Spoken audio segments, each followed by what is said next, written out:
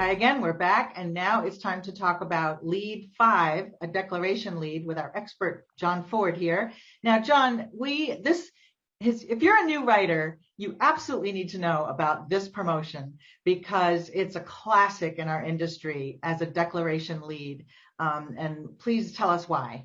Well, first of all, because it was written by the great Clayton Makepeace. So this is one of many of these styles of leads that he did.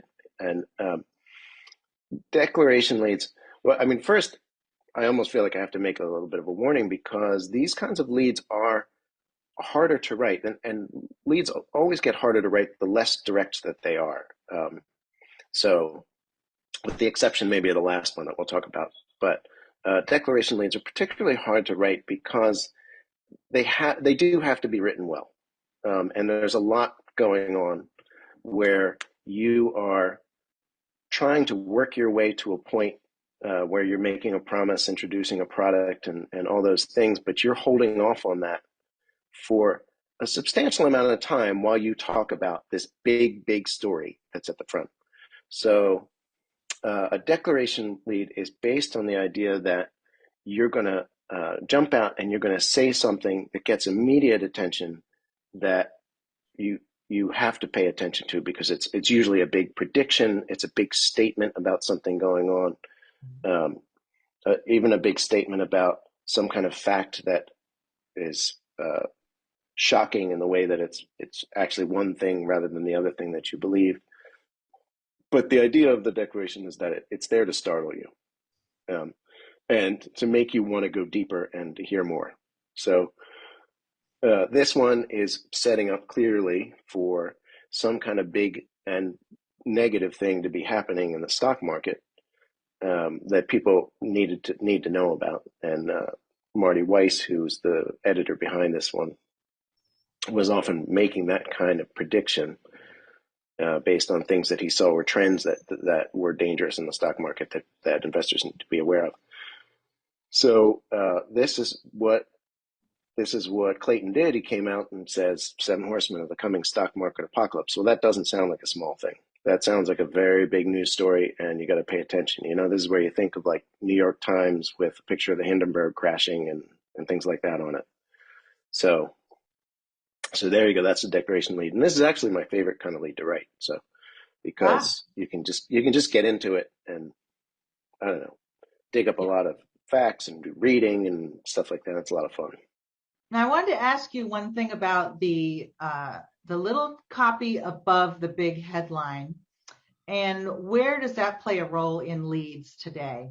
Well, yeah, sure. We do on anytime that we have a video sales letter with a landing page, or you've got just a sort of a straight text HTML letter, there's going to be a headline complex at the top, and those little things, we call them the eyebrow because they're over the top of the headline.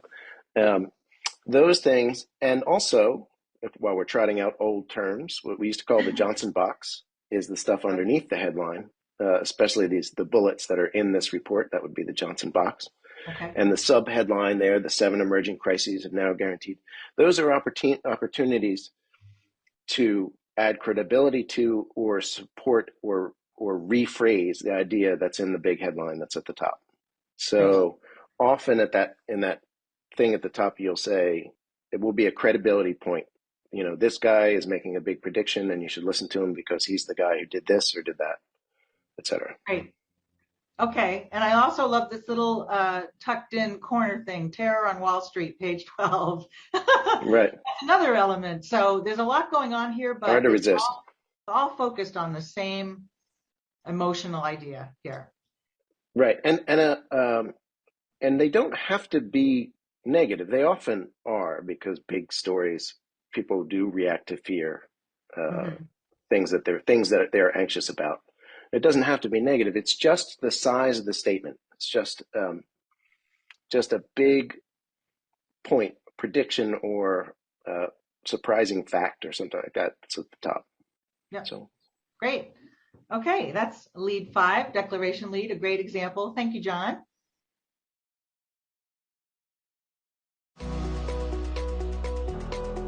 Hi, welcome back.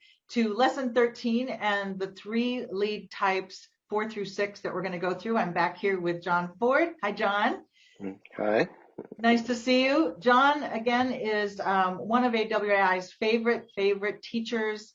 He teaches online for us at boot camps. And again, he is a longtime successful A-list copywriter, and he owns copywritersroundtable.com, which you'll want to check out because he provides insights like the ones you're learning now every week. Every week? Every week. Well, I try every week. Yeah. No, I probably cool. missed a few weeks. Okay. All right. So with that, we're going to jump into lead type 4. And that is known, as you've learned, as the secret and system lead. Okay. So John, you like this lead as a secret and system lead. And tell me why. I mean, obviously the headline says secret right in it, but what is it about the entire opening that grabbed you? Well, I like the idea of, first of all, just because secrets in general are, now as we move into the more indirect style of lead writing, copywriting, you need to have something that is not necessarily product tied, or you might not have as much knowledge about the prospect that you're writing to. So what you want to do now is you want to find some kind of trigger that's going to grab somebody. Just you generally know that people are going to respond to, and we all seem to respond to secrets. We like to get kind of like the inside scoop. We like to find shortcuts and loopholes and things like that. So that's the first thing that I like about it is that here there is some kind of loophole apparently out there that involves somebody earning money or doing something that's worth $12,000 or whatever it is, and I'm pulled in to find out more about what it is that they're talking about, just by virtue of being outside the circle right now and wanting to be inside the circle to find out. The other thing I like about it is that here we have this thing that's a story of an Ohio housewife, which sounds like a regular person. This is like somebody that we can all identify with, because this isn't something that is held off by the high and mighty and the elites, although that's another way of pitching a secret. But here we have something where it immediately implies, if this person can do it, I can probably do it too. So that's what I like about it. And it goes up. Sorry, I was going to say, I'm actually seeing this used a lot on Facebook. A lot of articles, how this 38-year-old retired with $400,000 in the bank already. And you're like, what? And you have to click on it and see what is his secret. And it's very popular today. Sure. And I think you'll find like there's a lot of talk about clickbait and things like that, the headlines that make you click and they take you away to something that is just irresistible. And a lot of people denigrate the idea of clickbait because they're always focusing on a secret or always on some kind of like special trick that you can do and all this other stuff. And they have wording that they all repeat and use. But I'd like to suggest that the reason that people look at clickbait and have that reaction is because the clickbait often takes them to something that can't deliver. So it's not really the style of teasing somebody with a secret, but it's that once you tease somebody with a secret, you better have a secret that's worth telling. And most of the time when you write, almost always when you write a secret-based promotion, you're not giving away the secret until the person places the order. Sometimes you can give away a secret, but then tease with a bigger secret.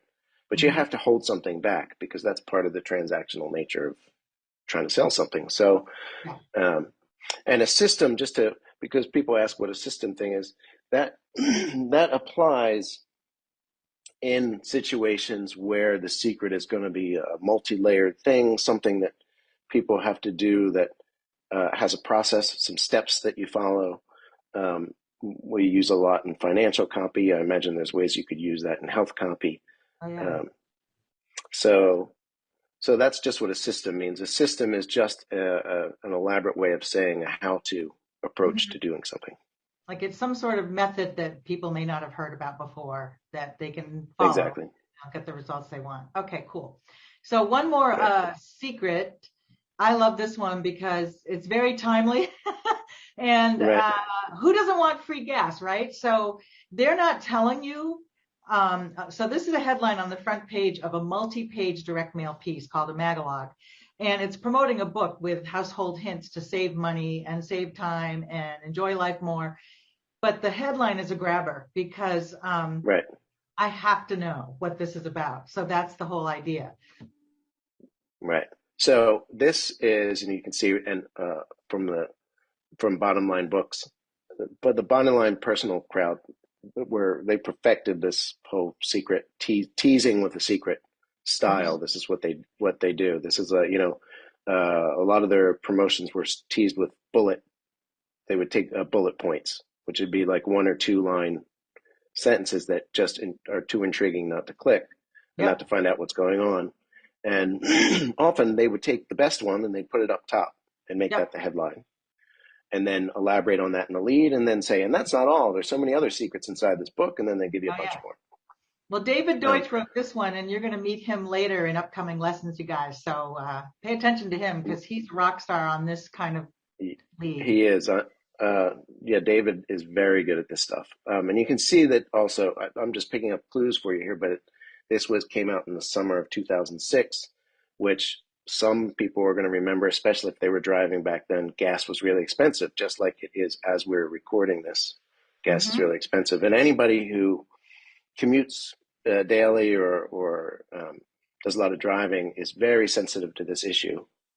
Yep. So they're making a promise here about getting free gas every time you fill up, but there's more to it than just a promise because as a how-to statement, and then discover the money-saving secrets big oil companies don't want you to know about.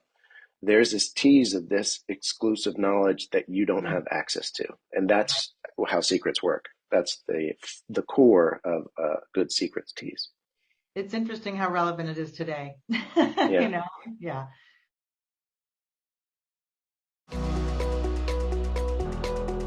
Hi there, Pam Foster here, and I'm delighted to introduce you to John Ford, an A-list copywriter who has worked with the best.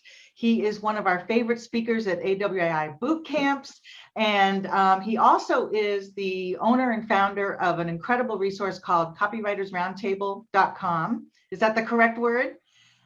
That is correct. Plural, copywritersroundtable.com. So you need to Right. check that out because he shares, well, tell us, John, what Copywriters Roundtable is all about. Well, it's an e-letter that I started in 2001, I think, in a small group of really probably about 30, I think, writers that we had met with in person, and I just wanted to. We talked about how we wanted to share some ideas, so I started writing the email to them and just circulated around. And I don't know, I think it has about 7 or 8 thousand readers right now. I haven't Ah, really. It's not really an active marketing thing for me, but I like to write about it. I like to learn through teaching, so. I read things that help me, and I talk about them in the e-letter, and it goes out every week. and So, that, wow, every week. So, and that's what we're going to do here today because John is going to pick apart the lead types that you're learning here, and we're going to do them one by one. So that you kind of get that inside scoop on let's pick apart a promo or two and talk about what makes that a good model for the lead type we're looking at. Okay, so we talked about the offer lead. That is the most right. direct kind of lead. And here's an example that's pretty much as direct as it gets. John, you want to talk about this example with us? Sure. So, if you remember, the thing about the offer lead is that you're talking to somebody who's probably very aware of what it is that they want. They might even be very aware of the product that you're trying to sell. So here we have uh, this page here. This is an order page for Prevention Magazine, which is a very popular and well-known um, health magazine, health-based magazine. And I imagine this is coming off of something that even if there's a letter or anything before this, it probably mentions right up at the front the opportunity to subscribe to Prevention, which is a known quantity, and to get 2 free gifts as part of that subscription.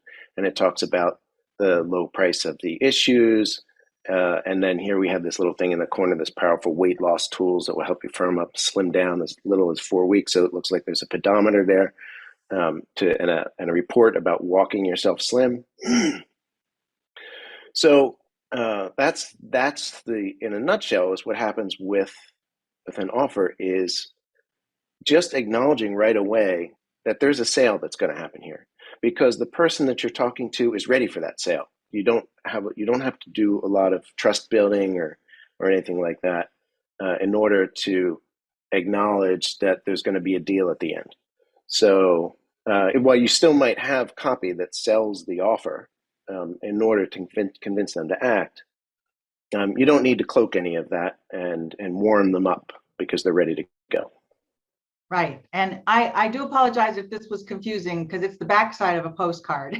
The front side was just the same offer, but a little bit more about Prevention Magazine. So it's and I think that I think that's okay too, because if you're a copywriter and you're sitting down to write an offer lead, really this is you're going to immediately look to see what the deal is on the surface, because you're probably going to talk about that right up front anyway. So it almost speeds us up to talking about it that way, which is good, because that's what you'll see. And most of the time that you see offer samples, you're going to see some mention of the product, even the price, the gifts, et cetera, right up front.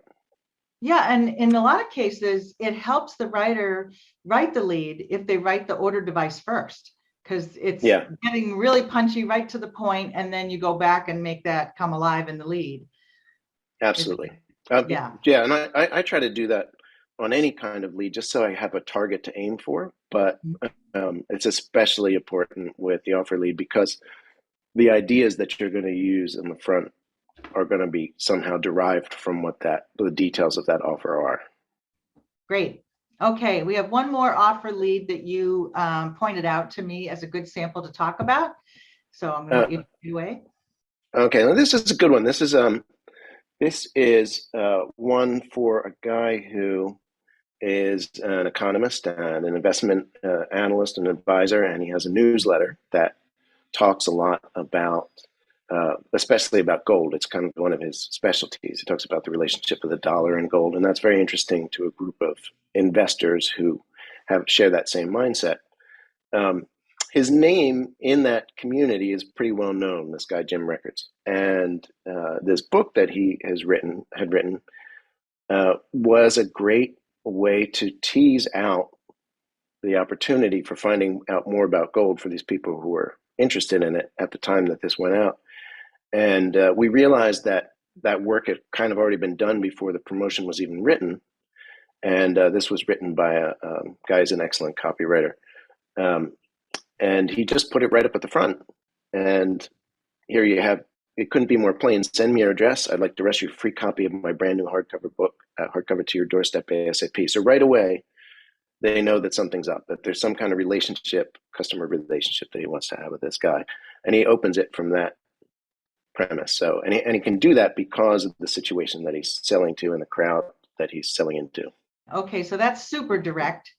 Those are two great examples of an offer lead, the most direct kind of lead.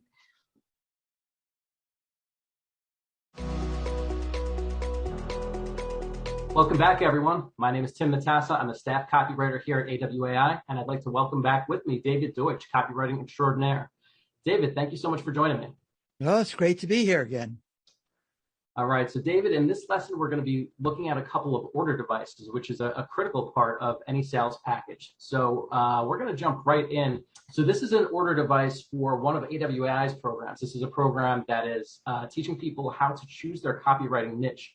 So David, what I'd like to ask you is that looking at this order device, what do you see on this that you like and that you think works well? And is there anything on here that you think maybe could be a little bit stronger? Yeah. First of all, I love order forms. I think order forms are such a low-hanging fruit for improving the performance of your copy, right? Because if you can get twice as many people to fill out the order form when they come to it, you've doubled your, conversion just by doing that. It's where people drop off. It's where they wind up not ordering. So, it's just hugely important. I like the way this, sort of brings back the benefit, brings back the dream, the vision, where up there at the top, start attracting the copywriting projects that are fun, rewarding, and absolutely perfect for you, right? Just kind of reminds me of why I'm doing this, right? Because people forget what the sales letter said, or they need to be reminded, or maybe they're looking at it the next day or something. I've got a bunch of order forms open on my tabs, right? That if they don't remind me what it is and why I might want to get it, I'm not going to wind up ordering. She's provided for my, it reminds me I'm getting checklists. It reminds me that I can copy what she did and I too can be successful. And it's a great little summary, right, of what I assume the sales letter that led me here said. Order information. This is good, right? A lot of people don't order because they just don't understand exactly, what they're getting. They don't understand what's going to happen. They don't understand exactly what the price is. Just lays it out perfectly and send me access to the online program, right? Makes it clear. I don't have to wonder, am I going to get something in the mail? Is this hard? It says very clearly, send me access to the online program. And it gives the price clearly. To order by phone, or if you have any questions, keeps reminding me that if I have questions or I need to just talk to a real human being, I can do so, right? The AWAI member services team, toll free, and there's the number. Big pictures of the credit cards is really nice because it's just reassuring. Like, oh, they take Visa. Oh, they take MasterCard, right? That's what I use. And also they've just found that pictures of the credit cards increase response. So who cares what the psychological reason is? This is a known thing, right? That they increase response. This is important, right? Personal information. I don't know if I'd use the word personal, right? That makes me think I don't want to give out personal information. First, I like the fact that this is all clear, easy to read, and I know exactly, what to put in here because that's important. If it starts getting complicated, I'm out of here. I don't have a lot of personally, I don't have a lot of patience. So now, David, I'm going to give you the chance to talk about one of your own order devices. This comes from something that you wrote. Yeah, I wanted to show this because this is an example of just how complicated you can get on an order form, right? And you're selling a certain kind of product. In this case, it's a supplement. Order a 6-month supply and get 2 additional months absolutely free. So this is a pretty complex offer, right? You can get 6 bottles, you can get 3 bottles, you can get 1 bottle. Obviously, the more people order 6 bottles, the happier the client is, right? The more money we make. And so that's the first offer right there on top. It's got best value, right? Which it is, of course. The more you buy, the more money you save. Buy 6, get 2 bottles free. Now, that's important, right? Because there's a lot of ways you could say that if you buy 6 bottles, you get it for a lower price. You could say buy 6 bottles and save 25%, right? You could say buy 6 bottles and save $200, or save $100, right? You could express it that way. But people like free, right? So we phrased it as buy 6 bottles, get 2 bottles free. This is the good value, right? Buy 3, get 1 bottle free. You save $51. See, here we did have the savings, right? And then also available trial offer, get 1 month supply for just $39.95, right? We don't really want you to take this, but if you must, it's here, right? And, this is all stuff that's testable, right? Sometimes it works better to highlight the 1 bottle, right? Instead of the 6, because people just, they're more amenable to trying 1 bottle. Like it's different for different products, different markets. And then this, I think, is really important. Free shipping. Boy, people just love free shipping. They just love to get something for free. And so you want to highlight this, right? You have a little picture of a truck that says free shipping on it. You quantify the savings. you save $6.95 because we're giving you free shipping. When you order within the next 7 days, so you've added an element of urgency to it, right? You don't get this unless you order within the next 7 days. Yeah, that makes perfect sense. Now, let me see. Is there any more? Oh, so you have this whole second page. It looks like. Right. This is actually a 2-page order page. I want to rid myself of digestive problems. Right. Just reiterates. What do you prefer? Again, we're pointing them literally, we're pointing them to the higher priced option with that red arrow. Yeah. I can't emphasize again enough how clear you want to make this. I don't care if it's in print or if it's online, and this works in print and online too. So, you want it to be easy to fill out. Make sure there's enough room for them to write the card number, right? Make sure there's enough room for their telephone number. And this little thing, right? It says phone, but it says under phone, it says, just in case we have a problem with your order. We don't want your phone number so we can call you up and market to you and try to sell you stuff. It's just a little bit of reassurance, right? Outstanding and very, very detailed analysis, which I think is going to be super helpful for everyone. So why don't we end with this? Could you give us, and I'm sure we've covered whatever you're going to say here throughout the course of this discussion, but if you had just one or two main takeaways, broadly speaking, that everyone should keep in mind when they write their order device, what would you want them to keep top of mind? I would keep top of mind that this is the time that you put into the order form is probably the most valuable time of your copywriting time, right? Because it's just this little bit of copy, right? Like a sales page is going to take you hours and hours and hours and hours and hours to write, right? And maybe you can increase response, right, by 10%.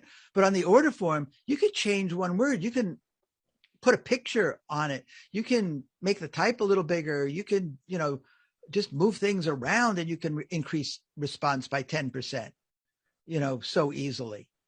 So pay attention to that. Go through the order form like you're a customer, right? Even literally go through it. Like actually, get the client to, when it's mocked up, get the client to give you access to putting in a phony credit card, right? Which you can do on these things, and just fill it out. You're your customer and you see, oh, I was confused here about what to put in, right? Wow, this is really, too skinny here, or it's hard for me. I didn't understand this, or I felt I needed some reassurance. Maybe I need some testimonials on the order page, right? So many things you can do, like become a student of order forms. Be a student of order forms. That's such great advice. So David, I want to thank you for taking the time and sharing your expertise on this lesson, because like you said, order devices are so important to making the sales that we want to make with our copy. And for everyone watching, thank you for being here. Your next step is to draft the order device for your big assignment project after you complete the rest of this lesson, of course. And we'll see you back here for lesson 18. Take care.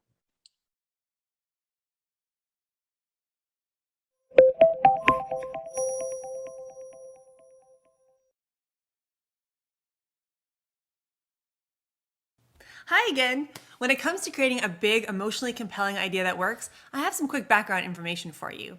David Ogilvy, one of advertising's most successful ad men from the 1960s, came up with many powerful concepts in advertising that worked over the years. One of his most effective concepts was the big idea. He said it takes a big idea to attract the attention of consumers and get them to buy your product. And unless your advertising contains a big idea, it will pass like a ship in the night. Nowadays, we don't really limit this concept to a big idea. It's often more than that. In this age of super clutter in the marketing world, it takes a strong, emotionally compelling, and thought-provoking idea, something that's different from everything else to really stand out. To tell you about it, I'm pleased to let Bonnie Caton take over here. You met her back in part 2. You're up, Bonnie. There's a saying in the marketing world that goes something like this. Nobody ever wakes up in the morning and thinks, hey honey, I think we're out of magazines. Let's go buy some more. Instead, for a magazine to get attention among hundreds of magazines out there, its promotions need to make a big promise. How will it help the reader in meaningful and even life-altering ways? In this example, the copy on this magazine cover is written to someone who's thinking about retiring and loves travel. Discover the best places to retire, 24 countries compared, contrasted, ranked, and rated. The call to action is find your perfect place. Now, this isn't an ad just for a magazine, it's a promise of a lifestyle that the reader would enjoy beyond his or her wildest dreams. Your perfect place to retire. And for anyone hoping to retire in style and comfort, this is an emotional thing. And that's how this magazine stands out. Here's a very different example. One device to end all disease. That's a pretty broad idea, but it's easy to understand, and the prospect can see right away how it can affect his life. If you're someone who's got a family member with cancer, or you've been frightened by people dying young in your life, then one device to end all disease is a really big idea. It has a unique, big, emotionally compelling benefit. Ending all disease. It rouses the prospect's intellectual curiosity. You just have to know what that one device is, so you read on. Book titles are often wildly successful if they convey a single compelling idea also. For instance, Think and Grow Rich. You mean I can grow rich just by thinking about it? Or The 4-Hour Work Week. Who doesn't want to work only 4 hours a week and then go play and travel the rest of the time? Or newsjacking, how to get major attention for your business by tying your marketing efforts to current news events. Now, think about all the new apps out there today. Some fail, while others are wildly successful. The big idea of Waze, for example, is to outsmart traffic with help from other drivers. No other GPS or online maps tool offers user suggestions on how to get around an accident site or a construction site or other traffic issue.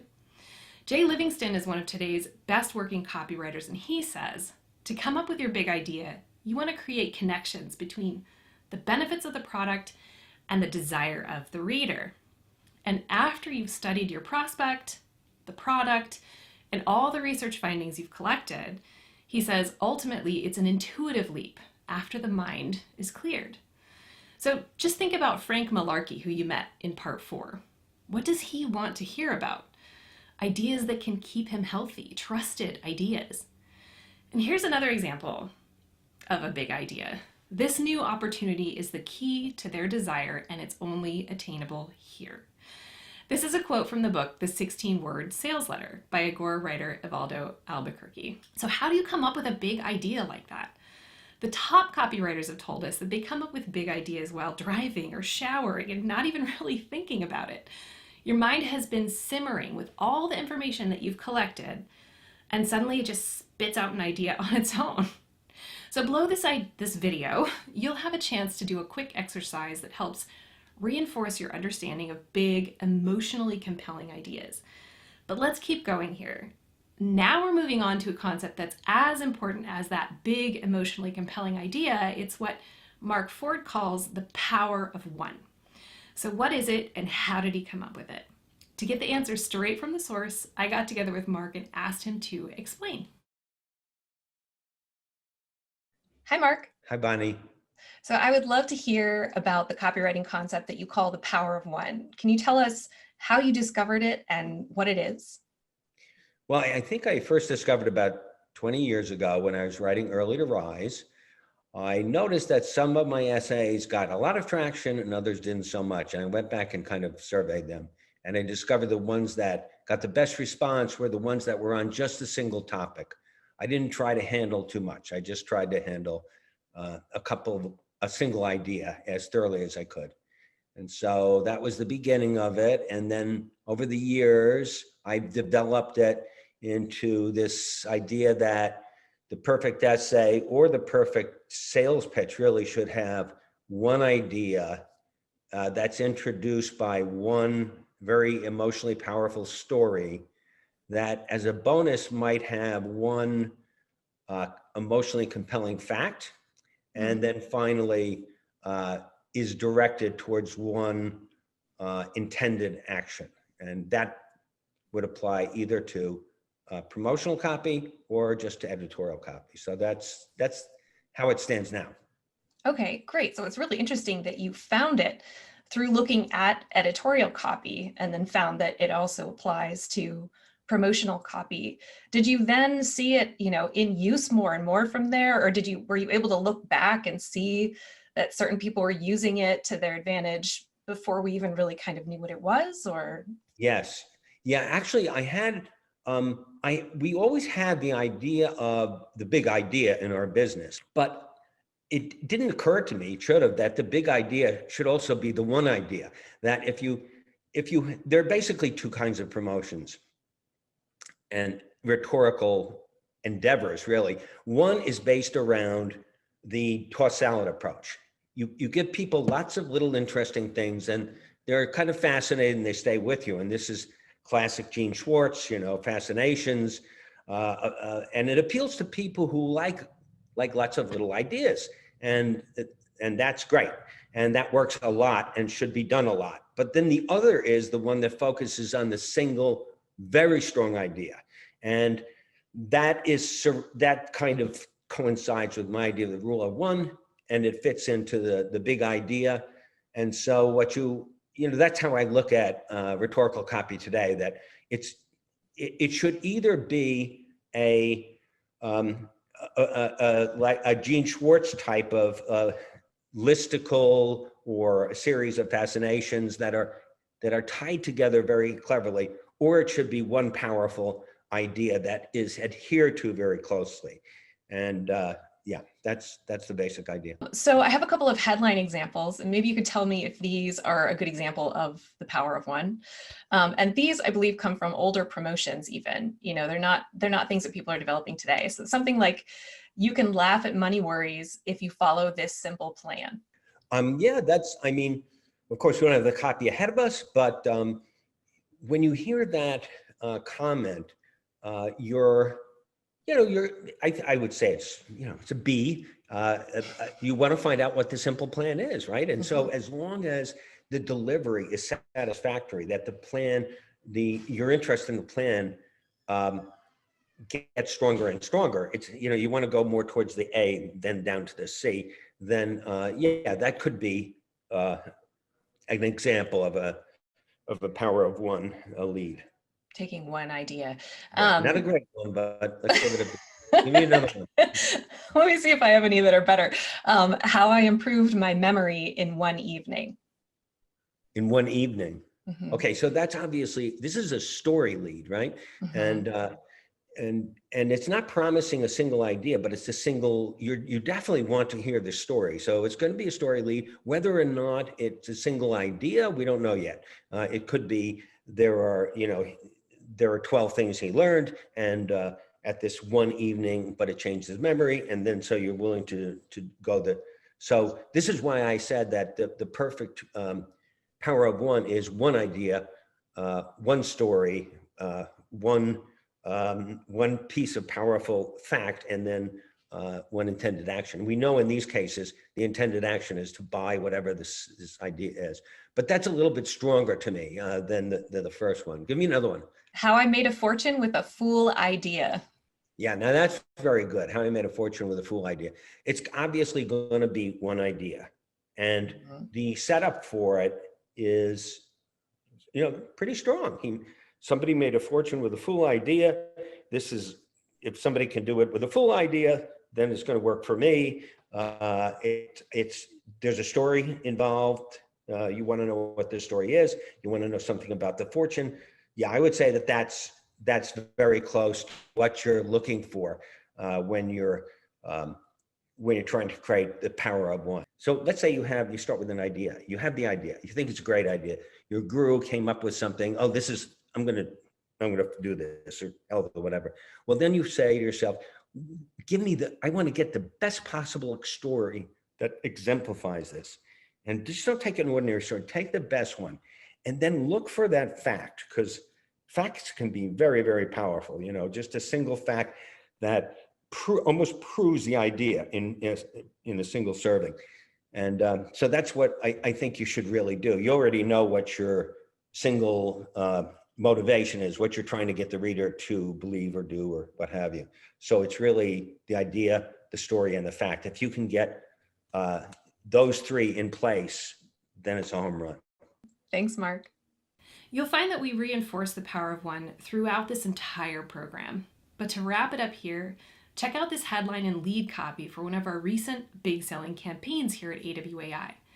It's written by staff writer Julia Smith, and it's all based on the power of one. The one can't fail writing gig. Master this one and you're set for life. The world's top specialist in this unique project is looking to hire and will even give you the hands-on guidance you need. The key point here is that just one thing will set you up for life as a writer. It's a program that trains others how to master one specific, well-paying writing project. The sales letter contains one idea, one can't-fail gig, one core emotion, I can do it, one story, the world's top specialist is revealing his method for this can't-fail gig, one single desirable benefit, you're set for life once you learn this one gig, and one response, register now. By the way, the program being promoted here is all about writing white papers, which is something you'll learn about later in this program. So as you continue along this part of the program, you'll find exercise number 10. We'd like you to read the headline and lead for this example and hand copy it 3 times. This will help reinforce the power of one. Before you go do that though, here's one last tip. This works in content as well, whether it's a blog post, a YouTube video, a special free report, pretty much anything you write. No matter what it is, it's important to get attention with a fresh, big, emotionally compelling idea. There you have it. The single emotionally compelling idea and the power of one are 2 of the most important concepts to follow in your writing. And I'm talking about any type of copywriting or content writing. You'll see many more examples throughout this program. Try to make note of them as you go. But for now, just continue reading the lesson below the video, and I'll see you soon in part 6.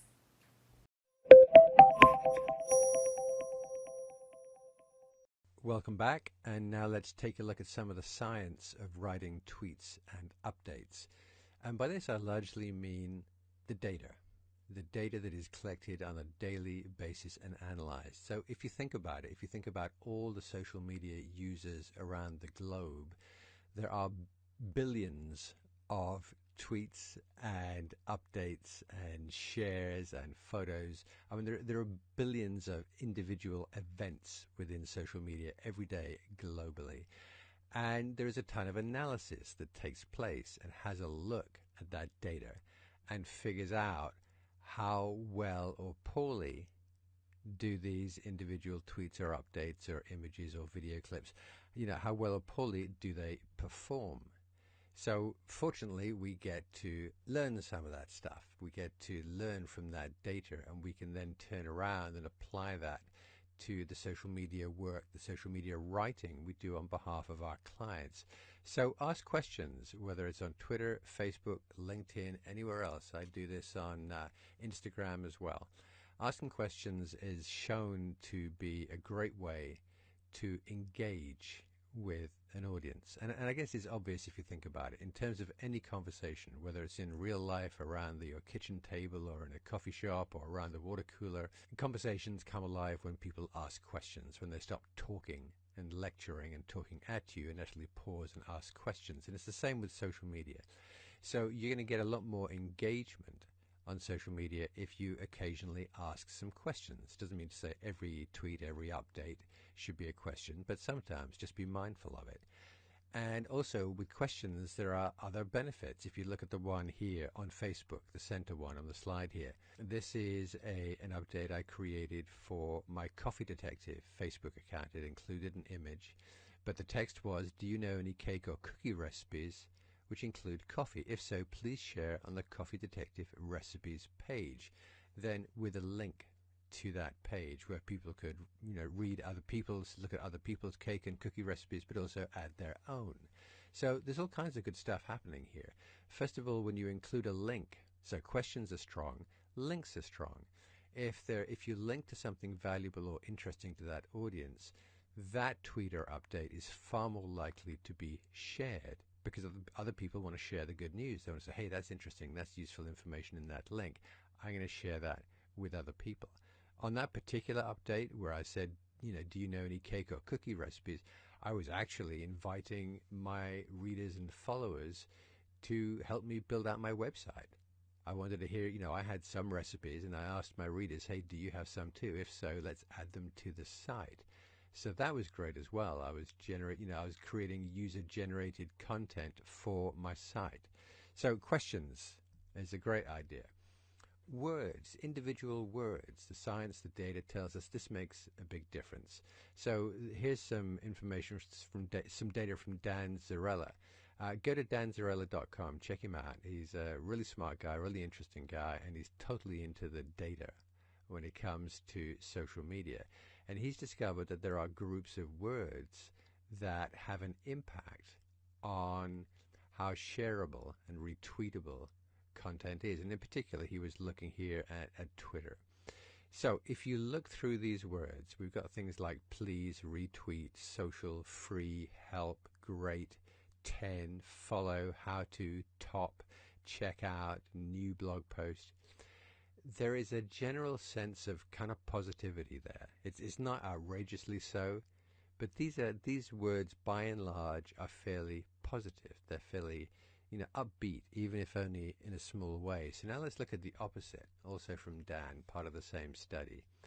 And again, it's not all of these words. These words aren't, you can't say they're negative, but the use of the word but, work, night, bed, sleep, tomorrow, tired, bored, listening, back. There's just this hint of, it doesn't feel quite as positive as the other group of words. So pretty subtle difference, but it made a big difference in terms of how shareable those tweets were.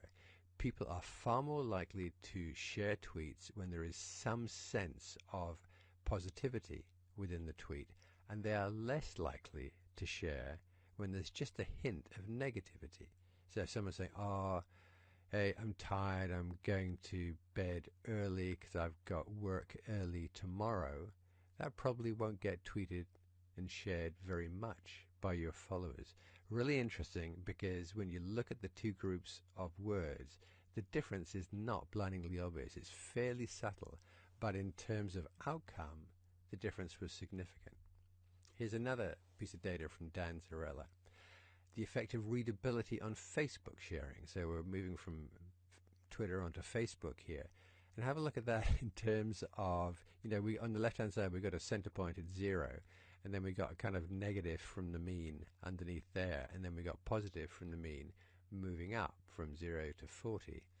And you can see that there's a bit of a kind of blip halfway through. But basically, if you want to maximize sharing on Facebook, you should be writing to a reading grade level of grade 2, 3, or 4, or 5. After that, things get a little iffy.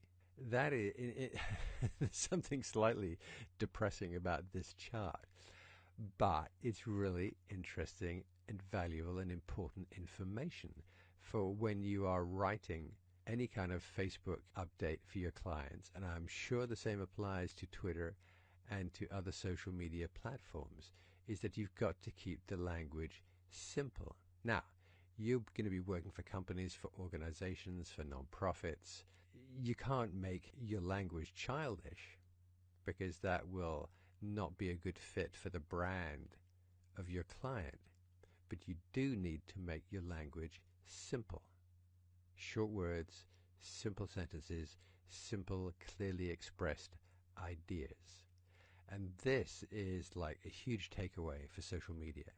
And it's something that I've also tested myself, not with the same amount of data that Dan uses, but I've also noticed that I can impact how often my updates, my tweets are shared according to how simply I express myself. And I keep the ideas very simple. I keep their expression very simple with short words and short sentences.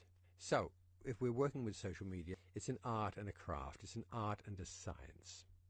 So there's the art side, there's our talent, our gift as writers, as communicators, but also we need to be mindful of the science side. We need to be mindful of what the data tells us, because this is such a data-rich environment. We can learn a massive amount by just following the data.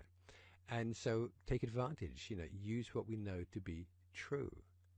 You know that questions generally get shared more often. I'm not saying you should use questions all the time, but use them sometimes.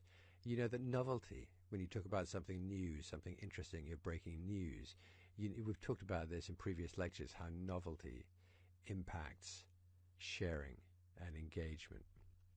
You know that readability matters, so that's something to be mindful of with every tweet, with every update, with all the social media you write. And you know that posts with links to interesting content are shared more often, so be mindful of that. So you can't do all of this all of the time with a single tweet.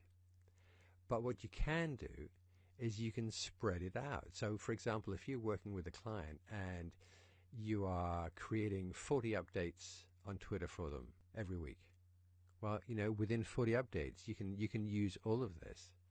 You can have an update. You can have a tweet that is a question. You can have a tweet with a link to great content.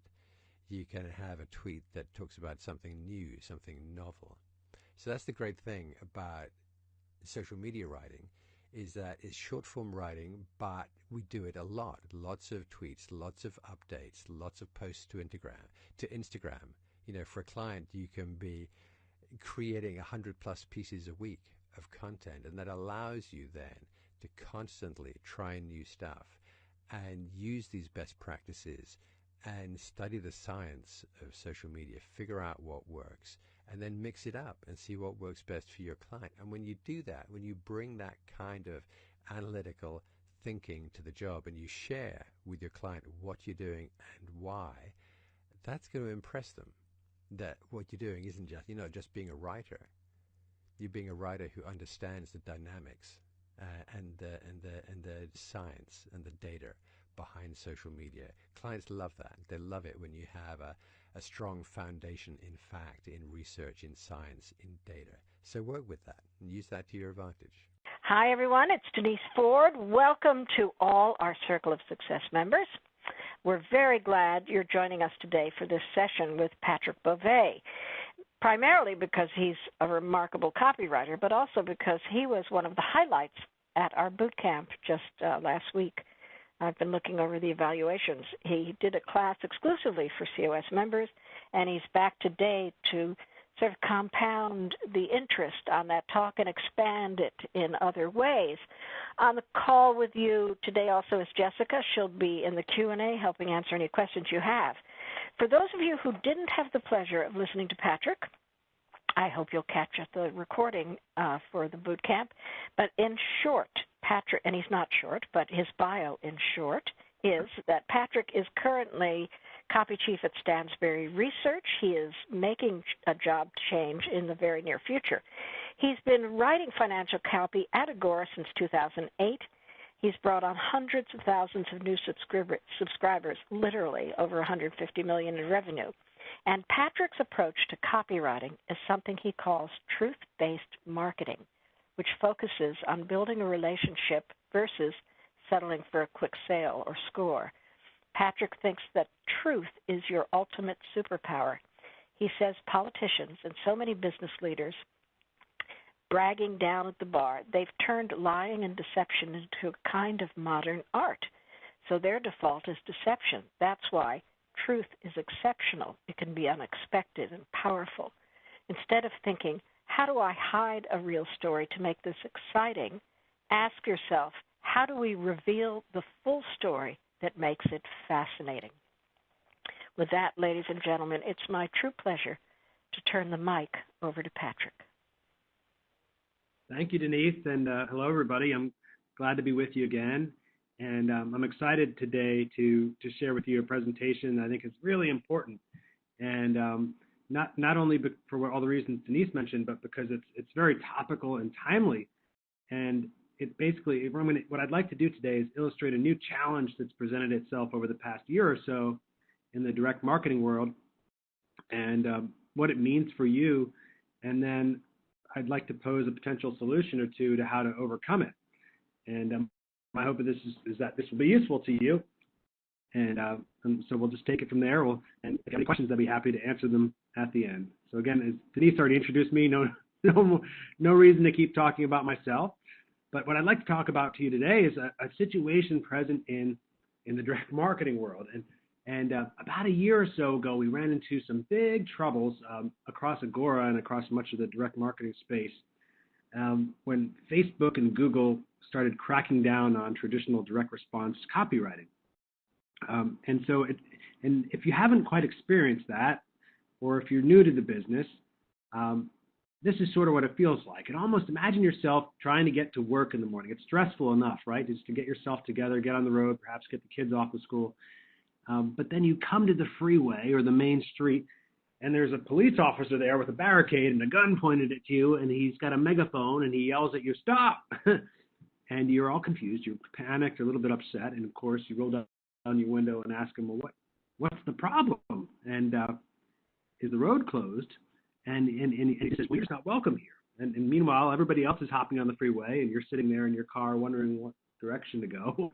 And it becomes clear to you that the road is closed specifically to you or to your car, and not everybody else. And the only alternative, of course, at that point, is to get where you're going, would be to take the long, windy back roads over the hills, through the woods, to get to where you're going. And of course, it takes much longer. It's much a more arduous path. And that's sort of what it feels like if your account gets banned by Google or Facebook, or even if your ad gets denied individually. It can be a crushing blow to your marketing success, at least temporarily. And it's a problem that many, many, many folks within the business faced and are facing today. So the problem is expressed by these bans, right? There's the Google slap. Much across Agora, there was some trouble getting ads and traditional direct response copy on Google. It's affecting us in our email delivery, where promotions get pulled into these little deep-seated folders and tabs within online email systems. And of course, it's impacted ability to get certain ads up on Facebook. And the result was quite alarming. At a time last year when I first encountered this problem, we were hearing things from Google and Facebook like this: "We do not support your business model. You're financially endangering our readers, providing restricted content, products, services." You know, of course, nothing really changed about our business at Agora. We were not providing what we thought to be a damaging or dangerous product in any way, and we were a bit perplexed about what on earth was going on. And at one point, I dialed in and listened to a meeting with a central group of marketers, and the guy running the call had this to say. He said, "It's like Facebook and Google are daring us to play whack-a-mole." And if you remember, if you have any kids or you remember when you were a kid, whack-a-mole, that game where the little moles pop up in the hole and you bop them on the head and they randomly pop up and you get points at the arcade. Well, in this case, it was Zuckerberg playing whack-a-mole with marketers, apparently. But when I got off the call, I was thinking, well, what does he mean by this? And by whack-a-mole, he's basically just saying that they're forcing us to adopt or embrace gray hat or black hat tactics to keep our ads on Facebook and Google, even though Facebook and Google were clearly not in favor of those ads and attempting to route them out. And then another thought occurred to me. I thought, well, wait a second. Well, who's the mole? And of course, it was us. And my next reaction was, well, I don't want to be a mole. I don't want to live in the dark and go blind from lack of sunlight and pretend that we're just like we have to carry out our business under cover of darkness. That doesn't seem like a way to live or run a business. And so this development caused me to deeply think about and question, how are we operating as a business? And what could we do better to continue to reach potential customers and also potentially find a way back into the good graces of these massive media networks? And yeah, if you're a student of advertising, you know, Google and Facebook, I believe they represent about 80% of the online market share for advertising dollars. So if you get cut out of those two networks, you lose quite a bit, of course, and you're losing exposure to 80% of the eyeballs online. And so that's what led me to create this presentation and begin to wonder, what is the cause of this situation and what can we do about it? And the more I thought about it, the more I traced it back to a key problem or a key feature of the direct marketing world, and that has to do with how we measure success, especially short-term success. And in the business, you know, we measure success typically by looking at the conversion rate, that percentage of folks that actually click all the way through and buy. We measure it by something called the CPA, or cost per acquisition, which is the price to acquire a new customer. Every business has a different sort of CPA that works for them, but if you creep much higher than that, it becomes much harder to operate or too expensive to operate. And of course, net revenue, pretty obvious, right? You want to make money. You don't want to see a lot of refunds. You want your customers to be happy, engaging with your company, buying more from you over time. And the interesting thing is that in the direct mail space, the way we measure success, these three features, they're not the only measures, but these three big ones have been fairly consistent over time, over decades, in fact. Email is pretty similar. Of course, email has different metrics. You can measure the open rate. You can measure the click-through rate, that sort of thing. But until recently, we operated the same way as we had for decades. And we knew that most people all this time did not enjoy ads, right? If you talk to anybody at a party or walk up to somebody on the street and they ask what you do and you tell them you're in sales, well, they're probably going to look at you differently, for better or worse. Most people, of course, love to buy things, but they don't necessarily like being sold. But we didn't really, as advertisers, have much of a reason to care because we were making so much money. And the attitude across the entire business on the direct marketing world was sort of like a la, la, la, I can't hear you sort of attitude. And it didn't matter to a point because in the classic direct response world, all the way up to that point, for decades and decades and decades, communication between the marketer and the customer was one-to-one, right? The customers were not interacting or commenting or reacting in any way, or leaving reviews or anything of that nature. But then something happened. So one of the major shifts that affected this was when Facebook, I believe it was in 2017, introduced reactions. Up until that point on the social media network, you could like a post or ignore it, but up until this point, you couldn't really react emotionally. So this was a huge, huge shift because you could love a post, you could find it hilarious, you could be surprised or shocked, you could indicate it made you sad or angry, and that changed the way that regular folks on the internet began interacting with all kinds of Facebook posts, including ads. So all of a sudden, out of nowhere, how customers and non-customers reacted was public, and it was tracked, and it mattered.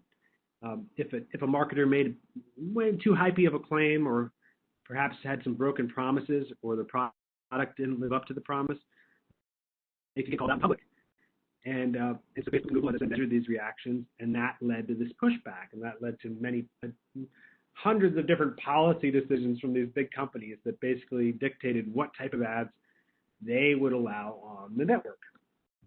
And that's how we ended up in this situation with them saying, we do not support your business model, you're financially endangering our readers, or providing restricted content.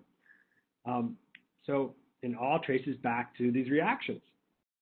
And at the time last year when I first began exploring this topic, a lot of folks were angry, and they blamed Mark Zuckerberg. Other folks were angry at the president, and they blamed Donald Trump. I think when he the way that he won his election, clearly leveraging social media, it showed the power of that forum, and how there's been all kinds of investigations into how people are influenced and that sort of thing, and which may have also led to the crackdown. It's hard to say what exactly caused it, of course, but when I think about it as a marketer, it's way more than just one man. It's the problem, I think, across the direct marketing space is that too many people, not everybody, but a lot of folks have traded persuasion for manipulation.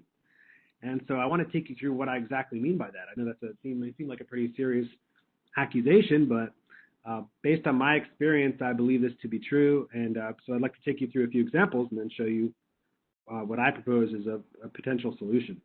So some common manipulations I'd like to take you through today are fear-mongering, false identity, faux scarcity, get rich quick, and instant health. All right, so let's hop on in and take a look. Now, fear-mongering is kind of self-explanatory, right? It's basically just attempting to tell somebody their life's in danger, something horrible is going to happen if they don't act now. And of course, that's a common feature of in advertising because, well, there's lots to be afraid of in the world. There's a lot of health risks. There are financial risks. There are business risks. And so there's a legitimate purpose to bringing up a fear, but the temptation among marketers at times is to go too far. So, when we do this, and when this happened in the old and traditional direct response world, it didn't quite matter because nobody was really watching. It was that one-to-one communication. And this is something I see way too often in direct response marketing. It just drove me crazy. And at Stanford, we forged a culture where we would just never do anything like this. But you see an example all the time. If you study financial copy, there'll be examples of folks who made lots of money, of course, because that's social proof. And if you can show that a huge cohort of folks were able to make a ton of money with a given strategy or a certain investment, that goes a long way towards making a sale, of course. And that's a great thing when it's based in reality. But unfortunately, a lot of folks and marketers were stretching the truth. And so there'd be examples about this guy like Joe Johnson from Palo Alto is making $18,325 a year, and you can too. But behind the scenes, what they weren't telling you is that this guy was an Apple vice president or an insider with stock options, and that to see the same kind of income, you need to have $1.4 million worth of Apple stock, which is crazy considering the average retired couple or average working couple in this country probably, and they'd be lucky to have a couple $100,000 in retirement savings. So that was deceptive and wrong. And of course, the customer is going to find out. Of course, I mean, they might buy the product, but then my gosh, what's going to happen when they open it up and look inside and they realize it's not anywhere near as grand as they thought? Big problem, especially in the world of social media where folks are prone to vent those frustrations on the internet. Another deception is faux scarcity. Now, this is very common as well. You see, it's in the world of physical goods. Of course, there's inherent scarcity, right? Even a best-selling book would have a limited number of copies out there theoretically. But when you sell information products online, it's very difficult to find legitimate scarcity. And the way that a lot of marketers solve that is by using fake scarcity, by just simply saying you'll never see this offer again, even though when they fully intend to run it next week, or they limit it to 50 orders a day or 100 orders a day, something like that. Or they just simply change the expiration date of a campaign over and over and over again. And of course, these are common tactics and they work. They don't they don't hurt anybody, right?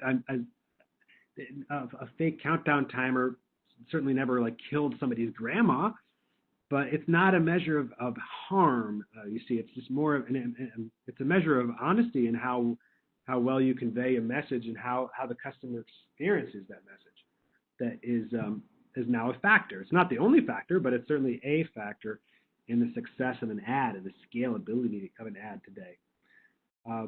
Another common manipulation is get rich quick, which of course you see quite often. And I know it's not fair. Look, the government is a cardinal offender when it comes to this thing. Government runs the lotteries. Lotteries are one of the most misleading, horrible, evil things in the world when it comes to, they prey on the weak and the unfortunate. And, I like to gamble myself, but, they get away with all sorts of claims and things. And they're able to maintain Facebook presences and make it seem like anybody can win and become a millionaire. All you need is a dollar and a dream. And but there's a double standard, and in the world of marketing, we can't get away with that sort of thing, and we shouldn't try to, because it's just that's the sort of thing that gets batted down quickly by the big ad networks.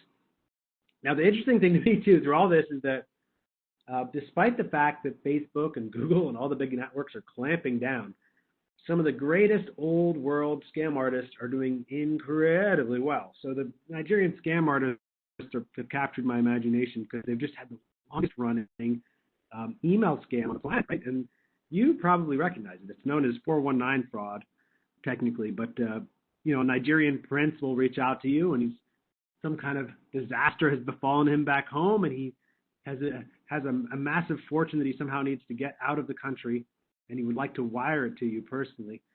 But in order to do that, you need to please provide him your account information and to set up some kind of a link, perhaps send him $1,000, and then he'll send you the $1 million, of course. This type of fraud, I mean, you might think that this is, how could anybody fall for this sort of thing? But they do. And this sort of fraud is continuing to boom on the internet.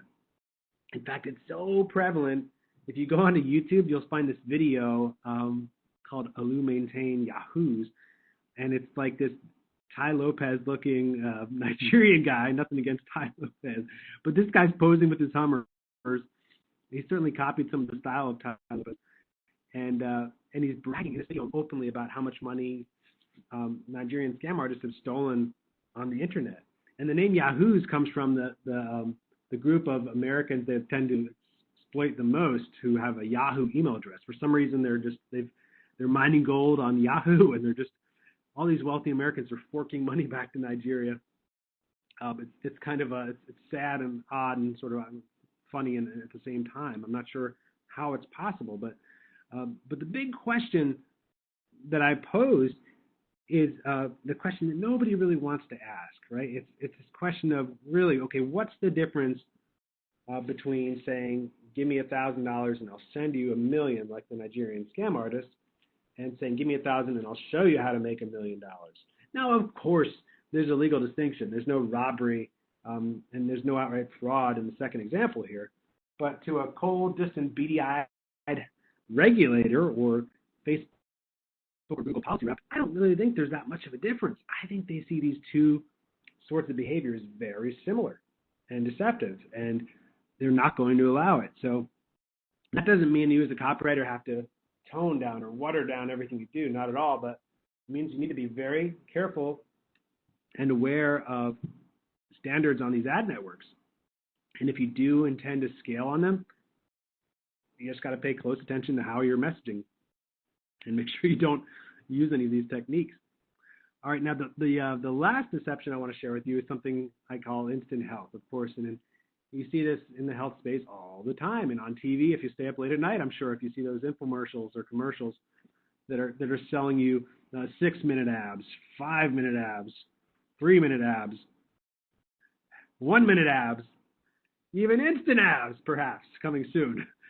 Well, this sort of progression is the natural result of one-upmanship that occurs among marketers. And it just doesn't have to be this way. It drives me crazy, because that to me is sort of like the easy, sort of tone-deaf path to profit. Is that, yes, you can make a lot of money if you can take a successful idea and make it seem easier or cheaper or faster, but at a certain point it becomes a farce, and that's the point at which we're rapidly approaching. And one of my favorite authors on this subject is Simon Sinek, who wrote the book Start With Why, and I love this passage of it because I think it illustrates this point very clearly. He says, manipulations work. Every one of them can help influence behavior, and every one of them can help a company become quite successful.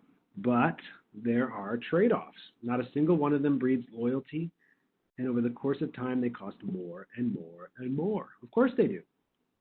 But we never quite measured the cost, right? In the old world, the cost didn't matter. The downside and the blowback was not being measured. And so all we were focusing on was the response rate. But meanwhile, the world shifted, and the definition of what type of ad could scale shifted as well. But not everybody noticed that. So it's a big problem.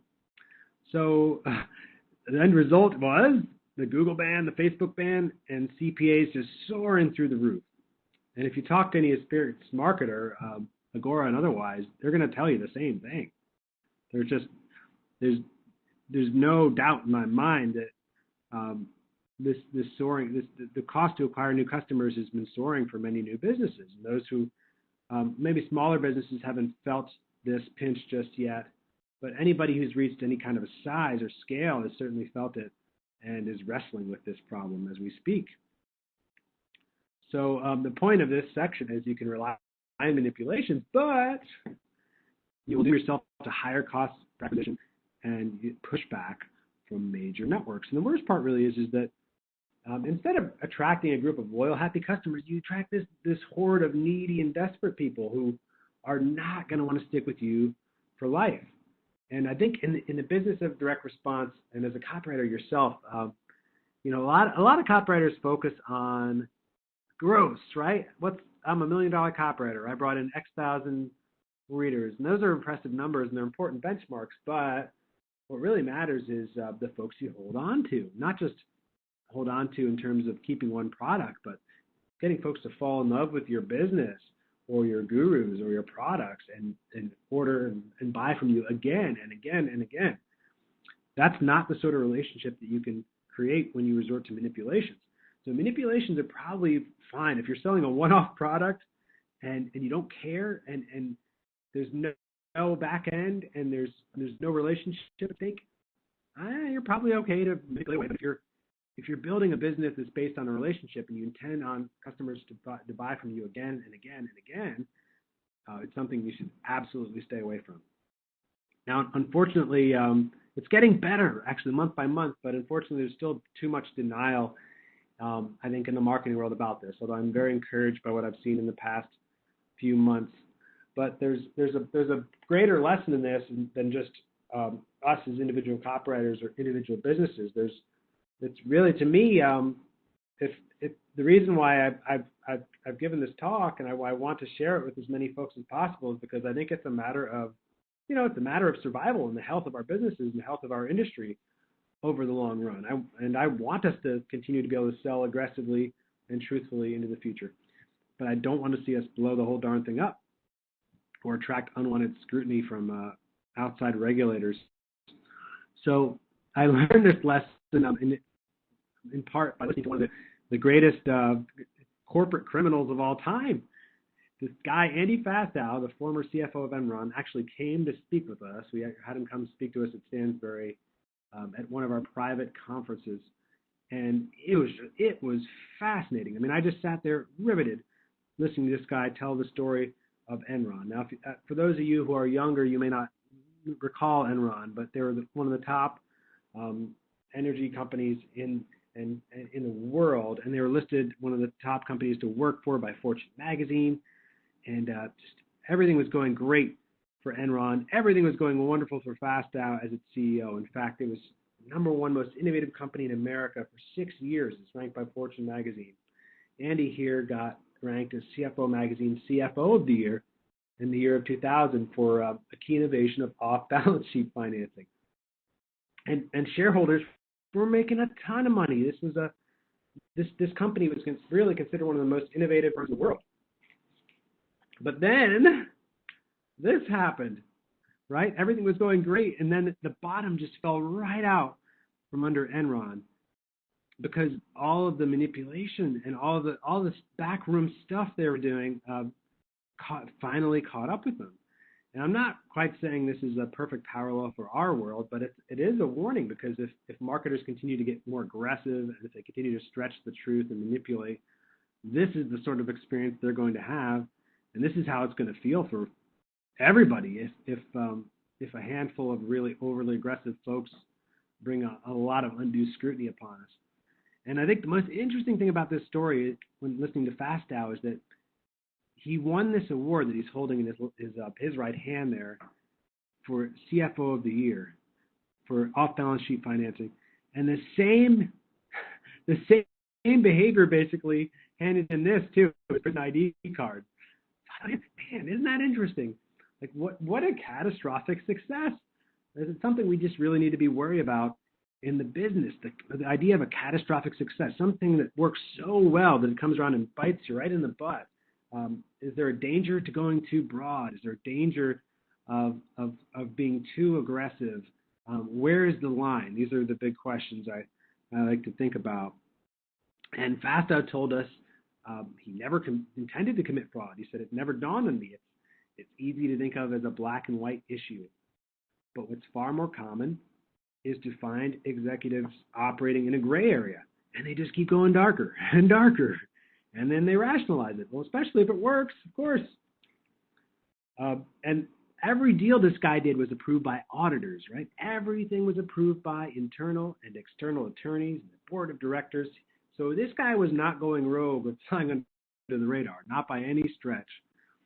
And in our business, the parallels, of course, well, the copy passed legal. I guess it's okay. The copy passed legal. But the truth is that every ad that Agora or every other competitor had out there that got banned by Facebook passed legal. None of them were illegal, and there was no fraud whatsoever. But certain people and certain marketers just pushed too hard, too far, and the result was this massive blowback that we're all still dealing with. And so I believe we're approaching a critical point in the marketing world where entire businesses and individual copywriters need to choose their character. The risk is that we could enter into this vicious cycle, right, where you make big, overblown, overhyped promises, which will result in huge customer letdowns, and the customer loses money, time, and pride, and vents their frustration on the internet, and then ultimately they unsubscribe, which does none of us any good. So, and here's how it's presenting itself. The problem. It's interesting. So, to give you an idea of how far it's gone, Facebook has rejected ads for negativity, just any kind of negativity. Even if you want to say smoking is bad, even if you wanted to say smoking causes cancer or something like that in an ad, you really can't do it because that's negative. That's going to make people feel bad. You can't imply that wrinkles aren't good. That's body shaming. It's gotten to the point where it's a bit ridiculous and over the top. I'm not in favor of these sort of draconian controls, but it's just the reality we're dealing with. You can't talk about anything that's dangerous or scary. It's considered fear-mongering. So, and that's what it's resulted in, the great Google slap, the great Facebook slap. And so it's put us in a position as marketers where we have to get creative. We have to move away from this tendency to manipulate. And we need to trade back manipulation for persuasion and become better persuaders, better storytellers. And that's what I'd like to talk to you about next. So what do you do about all this, right? Well, you have to choose your character. You can go darker and darker gray, or you can choose to tell the truth. So I don't have any illusions about this. I didn't last year, at least, when I first sat down to work on this presentation. And I don't think we're entering a new age of persuasion, at least not anytime soon. I think most folks are still in denial, although it's getting much, much better. In the past few months, I've seen a lot more really smart folks wake up to this and take action. So what is the solution, really? What is this all about? What can we do? How do we sell? Because none of us, we don't want to go hungry. We have businesses to run. We have great products to sell. How do we do it? There's absolutely nothing wrong with aggressively selling a product you believe in. And I live to do that. I love to do that every day. But I want to share with you today the way to do that allows you to potentially make lots of money as a copywriter, or business owner, and not run afoul of Facebook and Google. So one of my favorite quotes I found on this subject came from the journalist Edward R. Murrow. And he said, "Truth is the best propaganda and lies are the worst. To be persuasive, we must be believable. To be believable, we must be credible. And to be credible, we must be truthful." And so essentially we have a choice. When we wake up in the morning and we write a sales letter or we work on a project, we have a choice that we make as copywriters about what type of customers are we reaching out to. Are we reaching out to somebody who's desperate for an illusion or somebody who's starving for the truth? And I've been told by more than one really successful marketer that they say, "Patrick, there's so many more people out there who are on the desperate side. I mean, if you don't sell to them, you're a fool." And I agree. I understand the principle. That's true. But I don't believe building a business on that type of customer is sustainable. I think it can result in a really awesome short-term result if you're measuring success just in terms of money in the door over a short period of time. Yeah, fine. But if you want to build a business that's going to endure for years or potentially decades, and you don't want to be churning and churning constantly through customers who are not a good fit for you or your business, then you're better off also or exclusively focusing on customers who are starving for the truth. And this is what I call the white hat path. So let me explain what that means. So instead of settling for quick scores, I like to focus on building relationships. There's an element of opportunism that's tempting as a marketer and copywriter. There's a temptation just to only pick up the low-hanging fruit, and it's real money, and it's real lucrative if you find yourself in a position to do so. But beyond that, what I found is that the greatest source of wealth and the greatest source of success, of course, comes from repeat business. And it's so much easier to sell a second and third and fourth and 10th time if you've done right by the customer the first time. And I believe this in my heart. When you have a bigger mission than just making money, you make more money. To me, as a copywriter, I just never think about, the only time I ever think about money is when it's time for my royalty checks to come out. And if I've had a great year, I get excited. And but I don't really think about it during the normal course of the year, because it's just a byproduct of good ideas executed well over time. That's all it is. It's automatic. When you do this right and you're in the right situation, if you're working with the right people and you work hard and you execute well, it happens. Just don't even have to think about it. And so the next thing I'd advise copywriters not to do is don't worry about just scaling at all costs. I think in the past, some of the greatest hits in the direct response copy world that scaled on a massive level, and they were successful. But those same packages would never, ever be allowed to scale today through all the complex social networks, and they violate all kinds of policy that we don't have control of. So, given that fact, I think it's way smarter to connect with the right audience than attempt to scale and reach as many people as possible.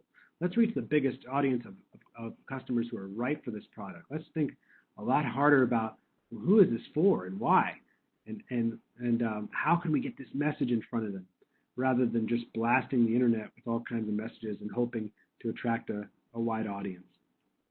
You know, Porter had this to say. Porter Stansberry, the founder of Stansberry Research, and I think it's really telling about the way he operates his business. He said, "I care much more about the quality of the relationship with the customers we have than the sheer volume of people who subscribe to our work," which is really interesting. That's what we call in the business a long-term greedy attitude, and that's the attitude I encourage my copywriters to take. Of course, it feels great to dash off a piece of copy that brings in a huge result in the short term, and we've all done that in this business. The folks who have been successful have all done that. But really, the folks who have lasted and succeeded over time, they really get and understand what Porter's talking about here. So another thing I'd like to ask copywriters to stop doing is stop hiding the facts. It's funny, like there's this temptation among many copywriters to brush stuff under the rug if it's not convenient to the story. And of course, we're not, I don't mean to say we should let it all hang out either. We're not objective reporters here in our business. We're salespeople, as Richard Armstrong correctly pointed out at boot camp. And but we shouldn't hide critical facts. We should reveal them in a way that's fascinating. Let me give you a quick example of what I mean by that. So this is a promotion I wrote a couple of years ago that's still running in some form. It's called The Last Bull Market. And I want to give you an example from within there of how we wanted to talk about a period in time where investors made a fantastic sum of money starting from scratch, starting with just very, very little money to begin with. And I wanted to do it in a credible way. So I found this story. I lucked into this article, actually, in USA Today. I found it. That listed the returns of all these stocks back in the 90s. And it blew my mind. And the minute I saw this story, I knew I had to put this in the copy. Back in the 90s, you could have put just $500 into stocks like Dell, EMC, Best Buy, Microsoft, Charles Schwab, and Home Depot, right? Not penny stocks. And over the course of a decade, that total investment of $3,000 would have made you a millionaire. That's incredible. I think that's amazing. I think that so many and it's the truth, right? And it wasn't overnight. It was over the course of a decade. But this is exactly the type of angle I like to talk about. This is the type of story, rather, I'd like to tell when I'm illustrating massive upside in an investment like this. if you wanted somebody to feel greedy, if you want them to see the upside of an opportunity, there's a lot of unethical ways to do that. There's a lot of ways to put lipstick on a pig, but it's way, way, way more effective to find a story like this and tell it, and it's actually something that happened, and it's something that could happen again. But it's still mind-blowing to me. 3,000 into $1 million, but it actually happened. Well, if I didn't dig for the story, I could have just made up some kind of bombastic claim about how you could turn $3,000 into $1 million, but I didn't. But absent this proof, absent the storyline, it's much less credible and much less likely to be compliant too. Another thing I'd like to ask copywriters to stop doing is excess cherry picking. Now, I know it's impossible to get away from this entirely, but so much stronger than cherry picking is to use every shred of context. I should say, if you don't know what cherry picking is, it's taking out only the best elements of a track record and playing them up, or only the best elements of a story and pretending as if the other stuff doesn't exist. But I think that, and it can work, right? It can make something seem better or stronger or faster than it really is, for sure. But I prefer to use every shred of context. I like to tell the story in full and give the reader a sense that I'm not trying to cover something up. I'm really addressing reality. And there's another hidden reason to do this too. I think if you study copywriting, you've probably heard about the principle of reciprocity, this idea that if you give the customer something or give the potential customer something free, they're more likely to want to hand you money. One of the best examples of reciprocity I've read about was in Cialdini's book, Influence, and it had to do with the Hare Krishnas at the airport, who would hand out flowers to unsuspecting travelers to get them to stop for a moment, and then, of course, they would ask for a donation. Well, reciprocity can work that way in a this for that function, right? Here's a flower. Hey, can I have $1? But in the copywriting world, what most writers don't fully understand is that reciprocity is the act of unscrambling or demystifying the world for the reader, or just one part of the world, right? One little small patch of the world, in a way that makes them feel more complete, more informed, sharper than their friends, ready to act with confidence. And that's such a powerful thing that we can do, to give the reader that sort of a gift. And that in itself is a form of reciprocity. That in itself will motivate somebody to take action. And unfortunately, a lot of newer writers are, they're green. It's to be accepted. We all go through that phase. And we all come out of it if we persist. But there's a tendency among these newer writers is to hide things. Either hide things they don't understand or hide things they think would hurt the sale. But it's much stronger to address them up front and use full context. So let me give you a quick example, a real copy of how that worked. All right, so this is a package. This is a passage from a package that I wrote to sell a product called Crypto Tradesmith, and it was last year. And if you're a student of the crypto world, you would know that cryptocurrencies were not doing well at all last year. They had just come off a huge bull market the previous year, and they were all crashing. So I needed to address this. A lot of copywriters may have just urged the reader to focus on the previous year's gains, but I wanted to tell the complete story. So I did. So in the past year alone, a 500 stake in Bitcoin grew to 7,000. 500 in Ethereum became 46,000. And I told them, as good as it sounds, 2018 has been a bloodbath. And I talked about how all these coins were down 50, 60, 70% or more from their highs. And I also talked about this, what I thought to be the truth. So many investors just lucked into massive fortunes that a get-rich-quick mentality has taken root, which has attracted a legion of hucksters, now right thieves, to the markets. And they're doing what they do best, separating suckers from their money. And that's caused a lot of smart folks to be understandably skeptical. So I wanted to tell the full story. I could have easily just focused on the upside and got the reader to imagine that scenario from the previous year repeating. But I didn't want to do that. I think it's much more compelling to tell the full story. And that's what I mean by using every shred of context. Here's another fun example. Now, this is a promotion that one of our former copywriters, Stephen Luis, wrote. Gosh, I think it was in 2011. It did fantastic well. He took the idea of owning shares in Walmart and receiving a dividend. And these dividends had grown. The dividend is simply the payment you get from owning a stock, right? Some companies return money to their shareholders every quarter or twice a year. That's called a dividend. And Walmart is a granddaddy of dividend champions because it's been raising its payment year after year after year after year. And the folks who had held its stock, even starting with modest sums, had made a fortune over time. And so Stephen decided to turn that into a big idea and called it Wall-tirement, how the king of retail could pay for your retirement, how this could potentially replace your income from Social Security. And it did fantastically well. And but there's just one problem. Walmart didn't like it. So they sent us a cease and desist letter and told us to knock it off. And we thought, what the heck? Because at the time, Walmart's reputation was in the tank. I know a lot of folks still don't like Walmart. They blame it for destroying small-town America. They blame them for marginalizing their underpaying their workers, all kinds of things. And here we were casting them as a hero, but for whatever reason, they didn't like it. And so we had to shut the promotion down, which is very painful, especially when something's working. And but here's the thing. So this is why I call this an example of using every shred of context. Well, you can use it within your business as well. What happens within your business, good or bad? Okay, so we got shut down by Walmart. What are we going to do with this? So I sat down with the copywriter and I suggested that he take a different path. And this was the result. Why we were just threatened with a lawsuit by one of the biggest companies in America. And we told the story of this mysterious FedEx package that showed up at our offices and the contents and what was inside, a letter from one of the 5 biggest companies in America that was unhappy with a recent presentation we published. So in this video, we expose what we think is probably the greatest retirement secret in America, and so on and so on. So we just simply told the story of what happened, and that's an example as well of using the full context to share a very important story that needed to be told.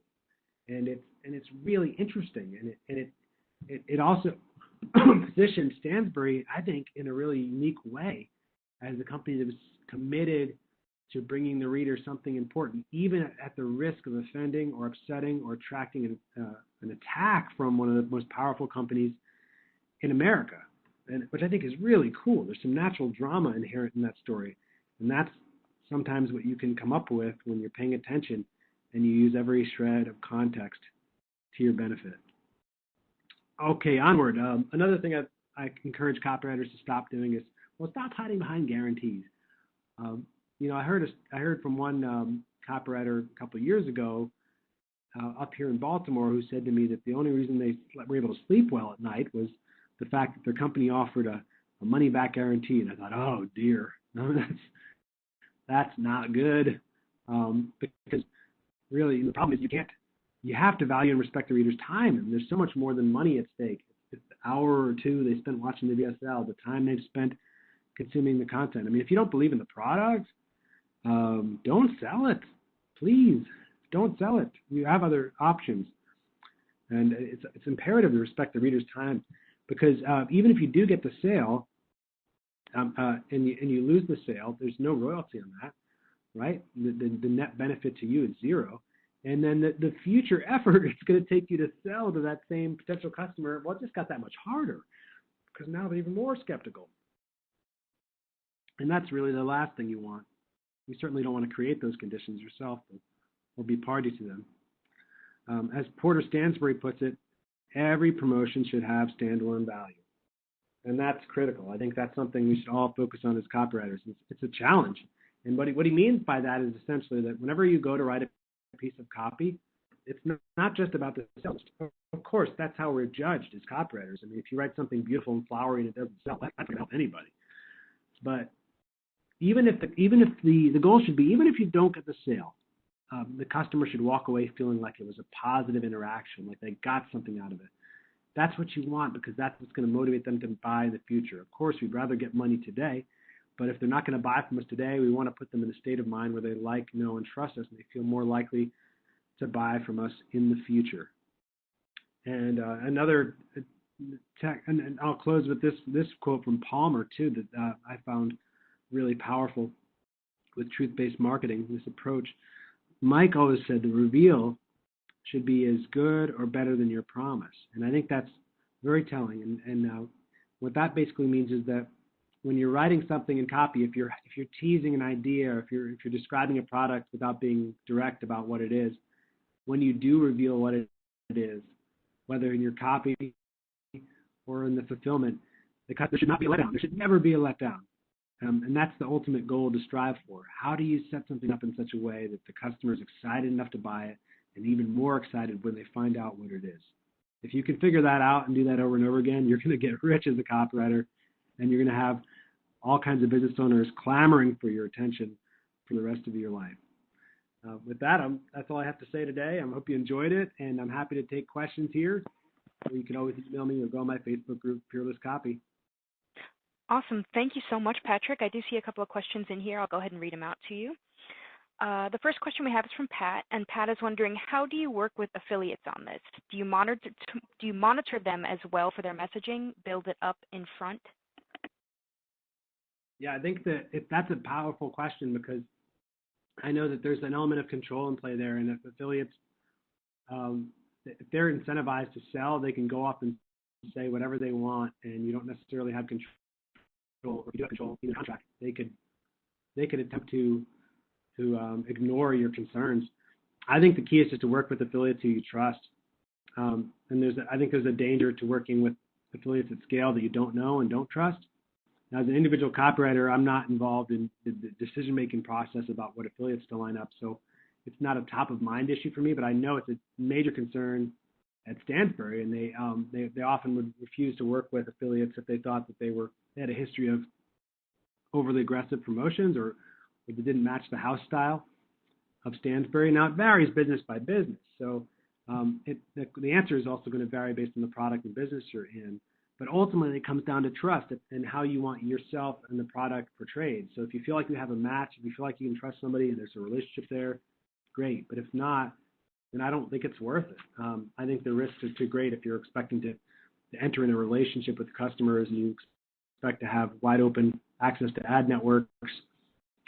It's very difficult to build a good reputation, and you can lose it in an instant, right? The trust can be lost so quickly. So that's definitely something to consider when you're working with affiliates. Awesome. Thank you so much. The next question I see is from Todd. Todd is asking, it seems to me that our industry is about ready for some self-regulation. How about something like truthinmarketing.org? We can join by training and agreeing to a code of ethics. It would even help in self-marketing, like the Better Business Bureau. Yeah, I think I do have I love that idea. It's great. I've been thinking about something similar with my Fearless Copywriting group. I was working on a pledge, a truth-based marketing pledge for copywriters to take. But it's really more of a not necessarily. I'm a libertarian at heart, so I don't like telling people what to do. But at the same time, when I see our business or industry potentially threatened, I feel compelled to do something about it. And so I prefer to lead by example, and I think something like that, I'd love to see something like that pop up if it was just a shining light or an example of how folks can act. I mean, but the best way to figure this out and the best path forward is ultimately through success, right? So the more copywriters embrace these techniques that are successful with them, the more other marketers and copywriters are going to notice and think, oh, heck, yeah, I got to do that too. So ultimately, I think the best way to coach people and persuade people is not through telling them what to do or regulating them necessarily, but just showing them that you're kicking their butt by doing the right thing. That's way more powerful, and it appeals to me much more as a sort of libertarian at heart who doesn't want to heavy-handedly control people. But I think some kind of voluntary group like that, or at least a coalition where folks are actively talking about this issue and what's working, what's not, would be a really powerful thing. Awesome. Thank you for that. Our next question comes from Gabe, and Gabe is wondering, how do you adopt this with Facebook ads where you only have a few seconds to grab their attention, but Facebook doesn't want anything that triggers strong emotions? It seems counterintuitive. It does, and it is. It basically forces you to reverse. It basically forces you to unlearn whatever you learned about copywriting for those channels. Like if you go back through all the classic copywriting books, just about everything they teach is non-compliant. That doesn't mean it's bad. It just means it's bad for Facebook and Google. So I think what the answer is going to be is just to get really darn specific and dialed in on the customer. And I think that if we need to get much more intelligent about what type of customers we target and how we speak to them. And I think we also need to become a bit more sophisticated as copywriters to be able to trigger the same emotions and feelings without, but not so directly. But there's got to be a way to do that more subtly. And of course, we've done that in our most successful front-end copy. It's just a question of doing it. It's even harder on Facebook, though, because you can't directly address the reader, and you can't bring up anything that's negative. So it's a bit of a puzzle to figure out. So yeah, that's a huge challenge. And I think the path forward is to get smarter about who we're targeting.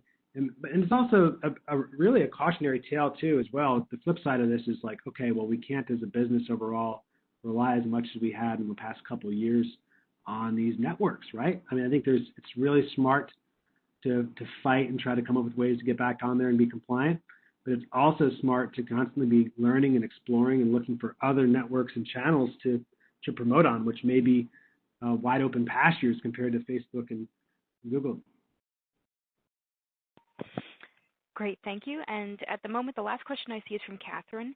Catherine is asking, as a freelancer, during the initial conversation of a project from a potential client in the interview, would you ask questions that expose their mindset about integrity? I think it's always very important to understand the voice and the ethics and the background of a company. So I think that's always a good idea. And it's just, you also don't want to be barking up the wrong tree. Like if you have a client who's a super aggressive, over the top marketing company, then this truth-based approach is probably not going to go over well with them. They might wink and nod and say, oh yeah, of course that's the right thing to do. Of course we want to do that. And when this campaign stops working, then we'll do it. But I guess you just have to ask yourself, what kind of copywriter and marketer are you? What are your personal standards? And try to work with companies that map up well with you. And if it's not obvious from the outset, for sure, yes, do interview them, ask those questions. It's really, to me, it's a very personal decision. Who am I to decide the ethics of any given situation? Some appear more cut and dry to me, other ones it's more gray area. But I think each of us has to make our own personal decision, what we're comfortable with. What I'm trying to do is just make folks aware of the big picture so that they're in a position to make that decision. I don't want folks sleepwalking into this and being surprised in a spectacular fashion, Enron-style fashion, a couple of years from now. But ultimately, each of us as individuals and companies has to decide what we're comfortable with and how we're able to structure our marketing. Thank you so much. That's the last question I see in here. All right. Well, thanks everybody for listening in. It's been a pleasure speaking with you. And if you have any other questions, you want to reach out privately, just hit me up at that email address on the screen. I'd be happy to chat. Thank you, Patrick, so much. And thank you all for joining us. You all have a great day. Bye. Well, good afternoon. I want to welcome everyone to our pre-boot camp webinar event for January. We're discussing today writing specs, demystifying the big idea. I'm glad everyone's here. I'm Helen Buttery, and I'm here with AWAI's Copy Chief, Sandy Franks. Welcome, Sandy. Hi. Thanks for having me on, Helen. You're welcome. It's so glad to have you. I love having Sandy on because she always makes me smile and laugh. She's a very good jokester. We have a good repartee whenever Sandy's around. Well, as you say that, I just noticed that your shirt has stripes and my pants have stripes. We should do all these photos. We could have just switched them. We're kind of stripey. Well, that's the way we roll around here. So I did want to go over what we're going to cover today. I'm so excited for everyone that's here with us, and I'm excited for the people who are not here with us but that are going to listen to this from their home when they have the time. Please feel free, as Francesca said, to submit questions in the Q&A section anytime that you have them. and we will get to them. We have people answering questions, and they will, if they can't answer it and they want Sandy or I to answer it, they'll definitely prioritize those for us so that we can do that. So for today, we are going to talk about bootcamp spec assignments, but this really covers spec assignments in general, what they are. For those of you who might be new to bootcamp and to spec assignments, we'll cover what we also feel are the most important things for you to know to ensure that your spec assignment is strong. You have a good, strong submission. And we'll cover some do's and don'ts before we take questions from everyone.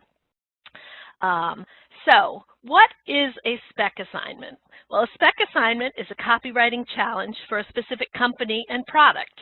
The company picks a product they need fresh copy for, and you know, if they're anything like AWAI, we always need fresh ideas, both for editorial copy and promotional copy. Now, the picture that you see here is a picture of a 2019 bootcamp spec assignment. It's for this year in May. And as you can see, this is an editorial spec assignment. You can see that it has an it's for editorial. But we also have a spec challenge out there, if you continue reading down, for sales copy.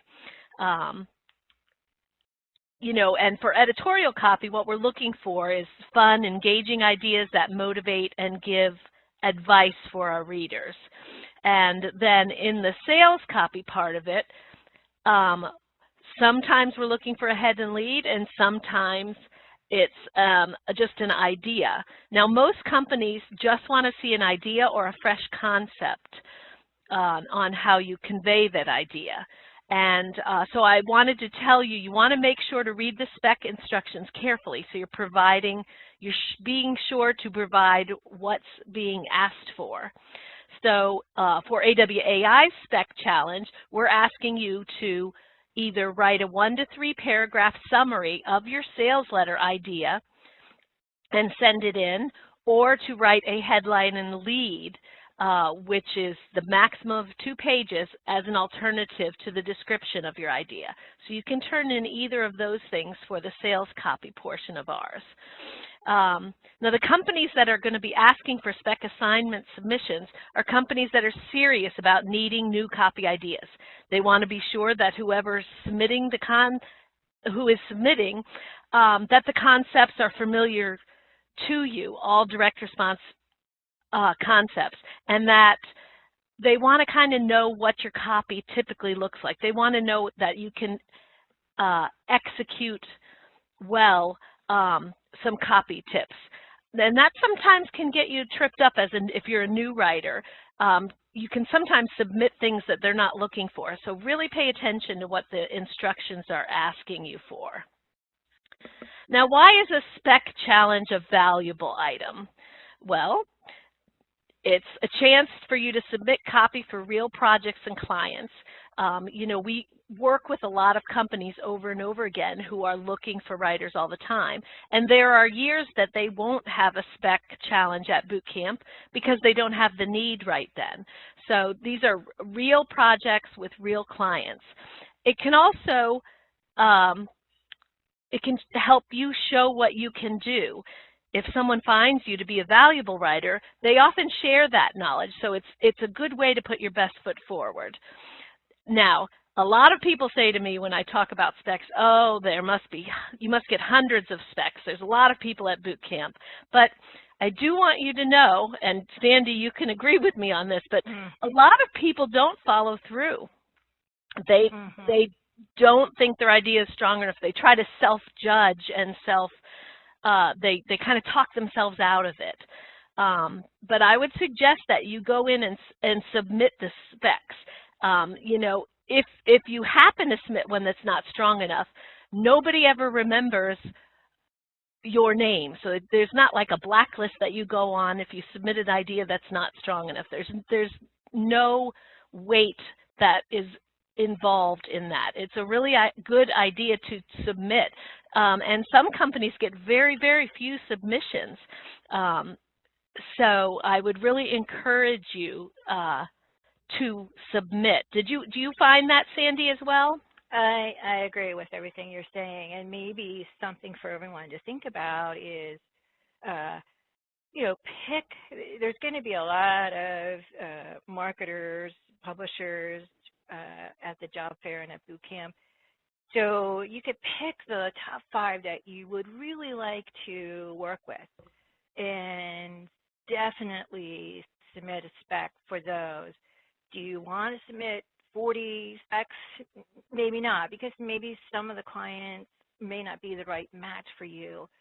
You're certainly welcome to do that, but I think if you zero in on the client that you really are interested in, submit a spec for them, because when you focus on the one, it's like we talk about in copy, the power of one. So when you focus on the clients, that group of clients that you really want to work for, I think it just helps your chances of, landing an assignment from them. Right. And oftentimes those connections that you make, I know Pam Foster tells a story about how she wrote a spec challenge for Elise Bennon, one of her first years at boot camps, which would have been back in the mid-2000s. And while Elise didn't hire her for that spec challenge, Elise recommended her to another company who did hire her. So even if you don't win the spec challenge right there, it often is a way to get introduced to other people who need writers. And so that it makes very valuable connections. Mm-hmm. It also helps build your portfolio.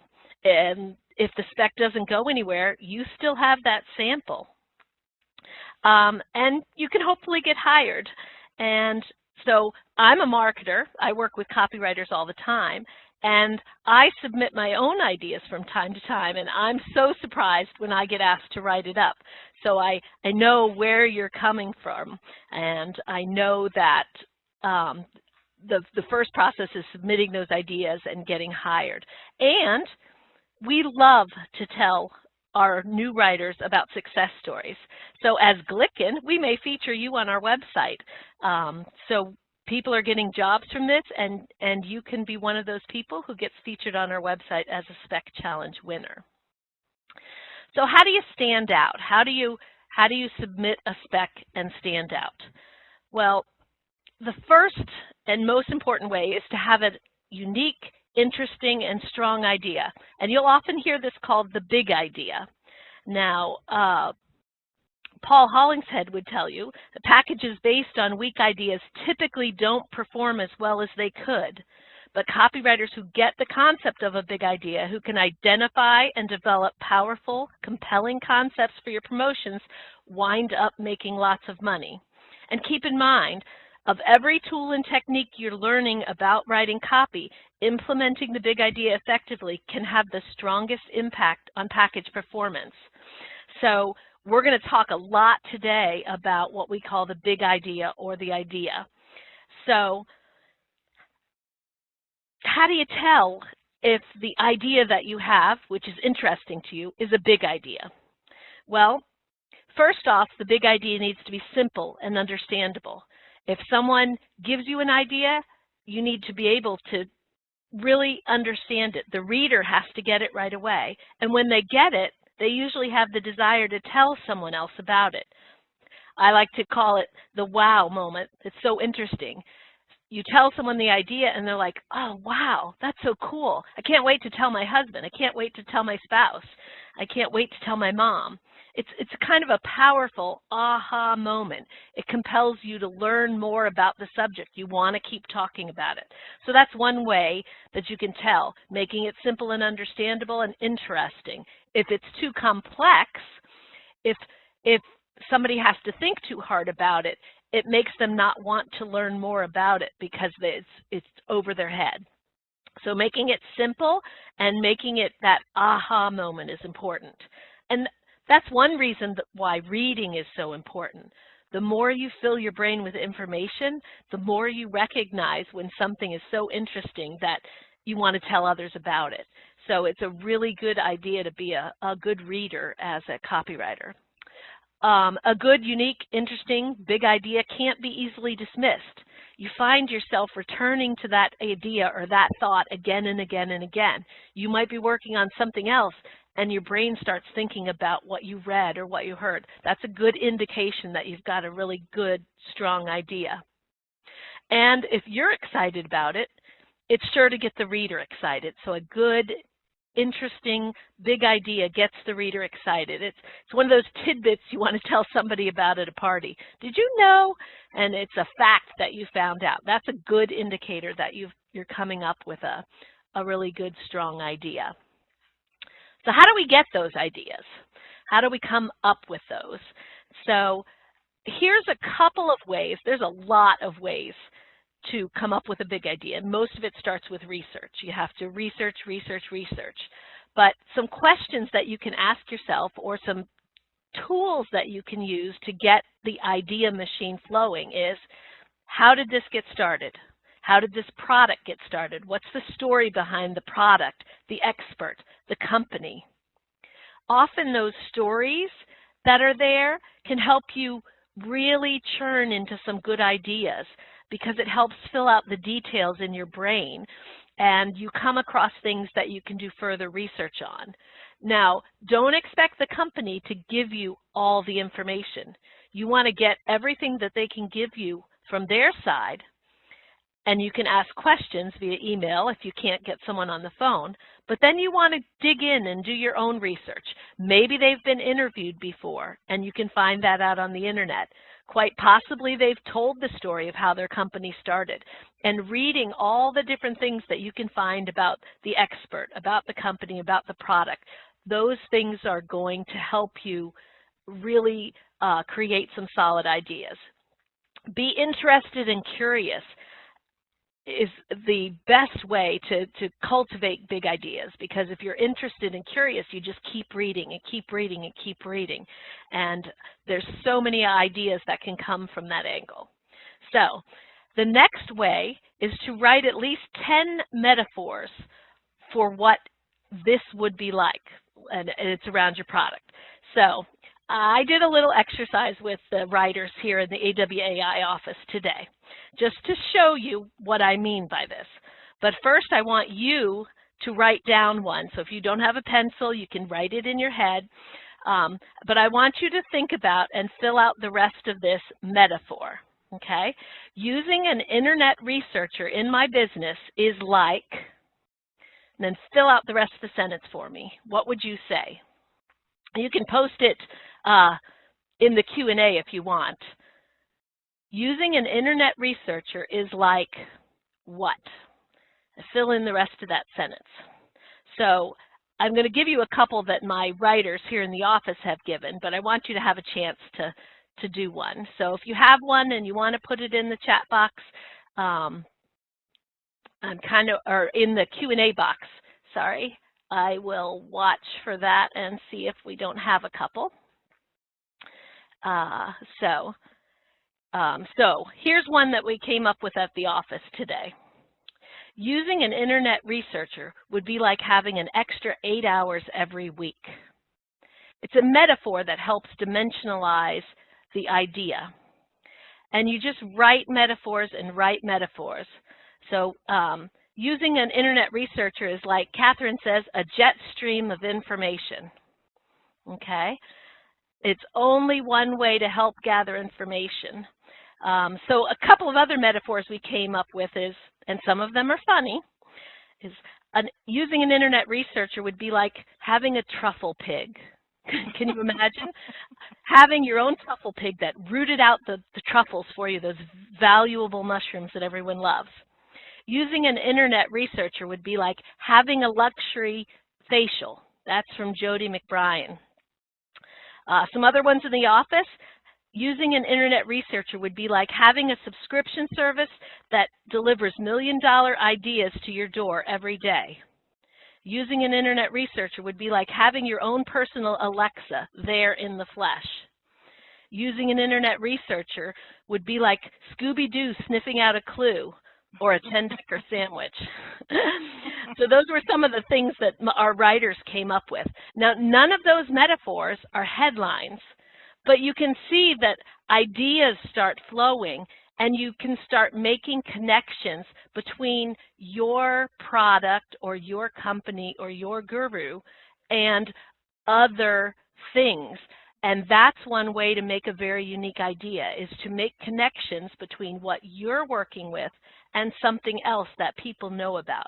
And listing out those metaphors is a good way to do that. And all those connections just create more and more ideas and can really strengthen what you've got. So a next way to get an idea is, how can this be a new twist on something people already believe? And the best way that I have to show this, Sandy, you might know a better one, but Mark Ford always says, something people already believe is that the sun gives you cancer. You get cancer by spending time out in the sun. But what if I actually could prove to you that not only is sunscreen bad for you, but you can actually beat cancer by exposing your body to a limited amount of sun each day? So that's kind of a new twist on something that people already believe. And Sandy, I don't know if you have any other examples of this at all. I can just share a couple, a little bit of a twist on things I've done in the past. Prior to working with AWI, I was a publisher at Agora for one of their financial divisions. And so, we had to create packages all the time because in financial, what happens is a package has a very short shelf life. So you're constantly having to create new promotions, which I think in some ways when you're in an environment like that, it helps you get experience at coming up with ideas because you have to do it. But in one case, we had a product. It was an options-based product, and I don't want to get too technical, but options are just a way of buying and selling stocks quickly and making more money than if you hold them long term. So at the time, this was going back years ago, mostly mail-based. When we would send people their monthly newsletters, we would insert these ads in there that would mail along. And we had this one company that always paid us a commission, and we would insert a flyer on coins, and it happened to be silver coins. And every time we mailed, people would buy these silver coins like crazy. So I went to one of my editors who had an option trading service, and I said, I'm noticing that silver coins are selling like crazy. So what's happening in the silver market? And he said, well, silver's taking off. If people get in now, they can make a lot of money. So he said, I can put a trade together and tell people to buy silver. So that's great. He had a trade. We could talk about it. But we couldn't just come out and say buy silver because that's not interesting. So we had to find a way or to twist it, as Helen's saying, to make it stand out among all these other people who are mailing similar financial products. So in a conversation, we just started talking, and I don't remember who, someone was talking about the analogy about how bullets are made and dropping these things down this long pipe or whatever, and then they create the shot. And I said, wow, wouldn't that be funny if silver was done the same way? And all of a sudden, we had the idea, what if we called our trade, what if we talked about it as silver shots? So the whole idea, because the shot would the trade would happen quickly. So this whole concept was you could make a lot of money on these government-backed silver shots, which was just another way of telling people how to make money trading options that were related to silver. But the thing here is that it's just taking that twist. So it's like finding that thing. So silver was popular, but how can we say it in a way that grabs the most attention? So just phrasing it like silver shots made it stand out, and that was like a $2 million successful package. So it goes back to Helen's point of just finding things that you can, that are out in the marketplace, and just twisting it to make it sound different. And the only way you can do that, and Helen mentioned this earlier, is you have to fill your head with a lot of information. You have to just like a brain dump, a data dump. You have to have a lot of stuff in your head so that you can filter out the things that you know are very different. No one at the time was talking about silver in terms of silver shot, but everybody was talking about silver going up. But just that little twist made a huge difference. Another example is a package, again, another editor had a trading service. He was a young guy, very smart, worked on Wall Street. He had a system for picking stocks. And he said, you know, a lot of the other more experienced traders would make fun of him all the time, and, you know, they wouldn't pay attention to him, but they wouldn't give him much time. They thought, oh, he'd be kind of crazy, though his ideas worked. So we're trying to figure out, you know, how can we talk about his product in a way that stands out? So as he was telling this story, I realized it's sort of like he was being shunned by the people on Wall Street. So sort of like he was the black sheep of the family, so to speak. So we actually did a promotion around this whole concept of being a black sheep trader.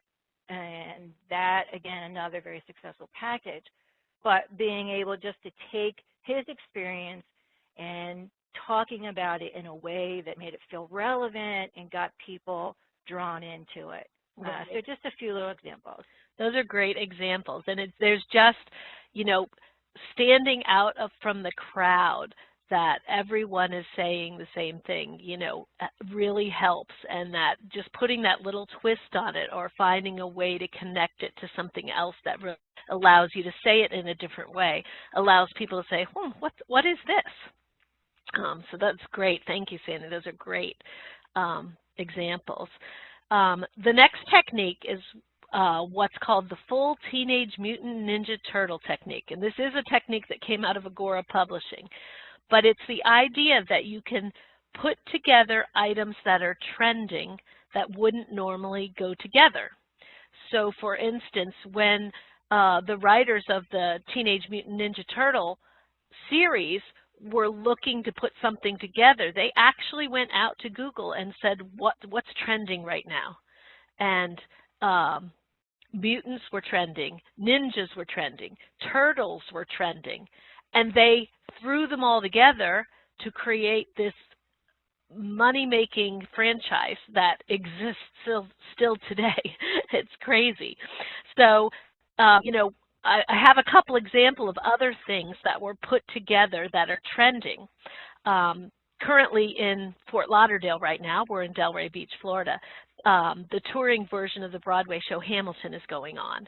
And that took history and rap music and immigration and twisted them all together to create a Broadway musical sensation. Hawaiian pizza. Hawaiian pizza is a kind of mixture of things that were trending. It was trending in a while. The movie Avengers, it took the best of the Marvel characters, had them work together, and created a new concept or new stream of movies. And these combinations work to get your mind thinking of ideas. So think of the things that are trending, you know, the things that were trending over the last week or two that we've talked about here in the office. The movie Bird Box. Everybody's heard about that now because it's trending. And challenges have been trending, you know, that started with the ACL Ice Bucket Challenge, and then there was another challenge, and then people started doing silly, but they started doing the Bird Box Challenge, which was really dangerous and came up with. But think about things that are trending. That's why it's so important to be a reader. You know, Cynthia in the Q&A panel said, read, read, read. Readers are great idea makers. It's so very true. And the more you put into your brain, the more your brain can swirl it around and create combinations that really make you stand out. So those idea starters should really be some things that when you're doing your research, you start thinking about. You know, and take a couple of them and try them. When we started working on the metaphor one, to come up with a couple of ideas. It was really interesting and fun, and that's something that if you have a partner or somebody, an accountability buddy or somebody, you can work on metaphors together and have fun outdoing each other in your metaphors. But some really great ideas can come out of that. Sandy talked about how their team was talking and they came up with the idea.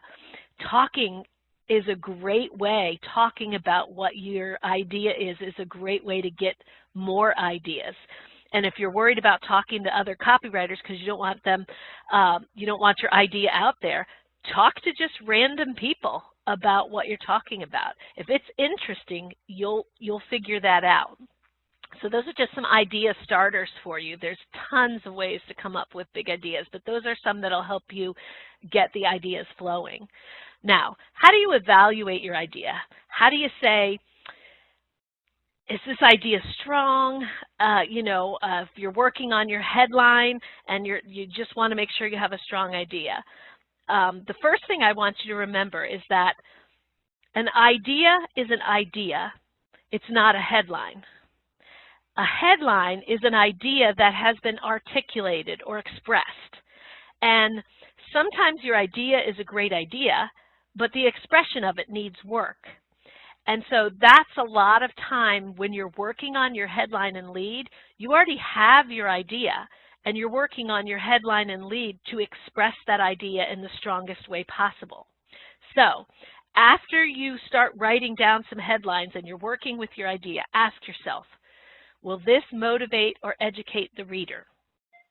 Okay. If it doesn't, keep working. Keep working on the expression of it or the articulation of it until you feel that it does. Another question, another way to evaluate your idea, is your idea widely known? If everyone knows about it and it doesn't make much of an impact, then it's not very interesting. And that's when you start working on the combinations and connections and the twists and different things. Sometimes you have an idea that you don't need to put into metaphors or twists because it's so far ahead of its time. So really asking yourself, who else knows about this? Is it mainstream or is it something that, has really is cutting edge? Know that about your idea going in. Share it with others. I cannot stress enough the benefit of looking at someone and telling them an idea and seeing if they get excited about it. My husband does this with me all the time. I'll be sitting on the couch reading a magazine or a book or something, and he'll just throw things out until I look up. And my husband is a copywriter. So he'll just kind of throw things out until I give him some kind of verbal reaction, and that's how he kind of tests out his ideas. So share it with other people. See if they get excited about it. If they aren't getting excited, and wanting to know more, it's time to go back and refine your idea and work on the idea, work on the articulation of it. If you're married to it, then you need to work on the articulation of it. And I think, Sandy, you find that to be true too, just talking about it with other people and feeling where the excitement is. Totally talking it helps articulate it. And I think a little exercise that can help people figure out how to do this too is I always think it is like in 3 stages. So there's or levels. There's the basic, first level, second level, third level. So in the first level, you can write your idea down. So it doesn't have to be when you're first putting it down on paper. It's just whatever the general idea is. So let's say we're going to tell people how to make money trading currencies. So we just write that down. That's the basic idea. So put it down on paper. But now what we want to do is we want to try to restate the idea in a way that starts to sound different, because if we just said in a headline or in a promotion, make money with currencies, no one would pay attention because there's nothing that really sparks curiosity or intrigue. So it's our basic idea. So now, how could we restate that idea or rewrite it if we were to write down on the second line a way that maybe starts to move away from being a basic idea? So maybe we might say something like, if you're trading in currencies, It's something banks do. So maybe you tell people make money like a banker. So I've just restated that basic concept into something that's a little bit different, maybe has a little slight edge to it than make money currencies, because now we're talking about bankers and people can visualize it. But it's still not what we're ultimately trying to get to, is that sellable idea, the one that really just captures the most people looking. So what if we restated it on the third time as something like how to legally rob banks, or, you know, a bank heist? Then now we're capturing attention, and we've taken, it's still the basic idea of making money trading currencies, but we're just restating it in a way that makes it compelling, it draws attention, and it has intrigue to it. So that's a little exercise, because I'll tell you, you'll have an idea, and you can't automatically copy it. Just doesn't work, where you just, oh, I've got it. I've got exactly how to say it. And you'll get all the right words for your headline. It doesn't really happen that way. So I think if you just go through this exercise of whatever the basic idea is, write it down, and then write it down again. And each time as you write it, you're trying to transform that basic idea into something that's a little more intriguing, until you get to the point you have something that feels and sounds different, that's everybody would probably pay attention to. Right. And we're spending a lot of time on the idea, as you can tell. And that's because the idea is so important. And I think everyone that comes to AWAI and wants to learn copywriting, they're writers. They have the writing skills to do the work. And so learning about the idea generation and how to transform that idea into that headline, that's where I think the work, where we can focus most of our work on, because that's what's going to make your spec challenge stand above other people's. Because a really good editor can help shape copy that is not written as well as it could be, but if it starts with a weak idea, there's not a lot of room there for an editorial person to help that. So the idea really needs to be strong to start with. So the last thing that you can do to kind of evaluate your ideas is working with your headline. So reviewing your headline. Does it target your prospect by saying something meaningful to him? Is the word choice you're using going to speak to that prospect? Is it going to be emotionally compelling? Are you speaking your prospect's language? Are you speaking to older adults? Are you speaking to the millennial crowd? You know, review your headline to make sure that it's speaking to the audience and saying something meaningful. Does it stir curiosity? Does it make you want to learn more? Okay. Does it introduce a compelling idea? Something that you haven't heard before, like legally rob banks. Legally rob banks. That's like, wow. Well, I'd like to know how to do that. Okay. And then make an offer. Does it make an offer? It doesn't have to do all of those things, but that's some checks that you can make to see if your headline is headed in the right direction. So now Sandy had picked out a couple of samples of promos that she worked with in Agora that had big ideas. So I'm going to let her talk and tell you about these samples. And this is sample number, big idea sample number 1. Okay, so I'm sure everybody has seen this one or heard about that one. It was written by Palmer, who is the cop for Stansberry Research and Scores, large financial publishers. And here's a package that actually mailed and did very well. I think he's written a number of record-breaking packages. This is probably the first one of many that he's produced. This package is all about investing in gold coins. And this was done years ago, but at the time it was popular gold was probably spiking, and it was a popular form of investment. So they were having this brainstorming, and the editor of the product was saying, I'm going to be talking about gold coins. That'll be the next thing that I write about in my issue. So they wanted to be able to turn that and write a promotion.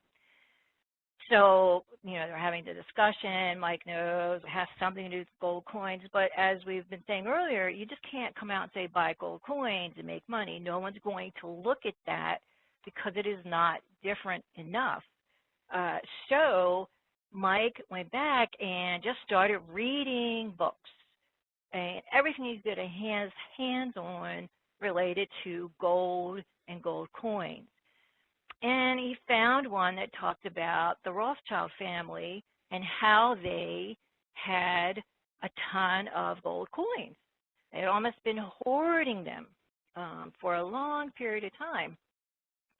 And then as he read again, go back to reading because we're filling our heads with as much information as we can, he realized back in I cannot remember the specific year, but many years ago, at one point, it was illegal for citizens to own gold.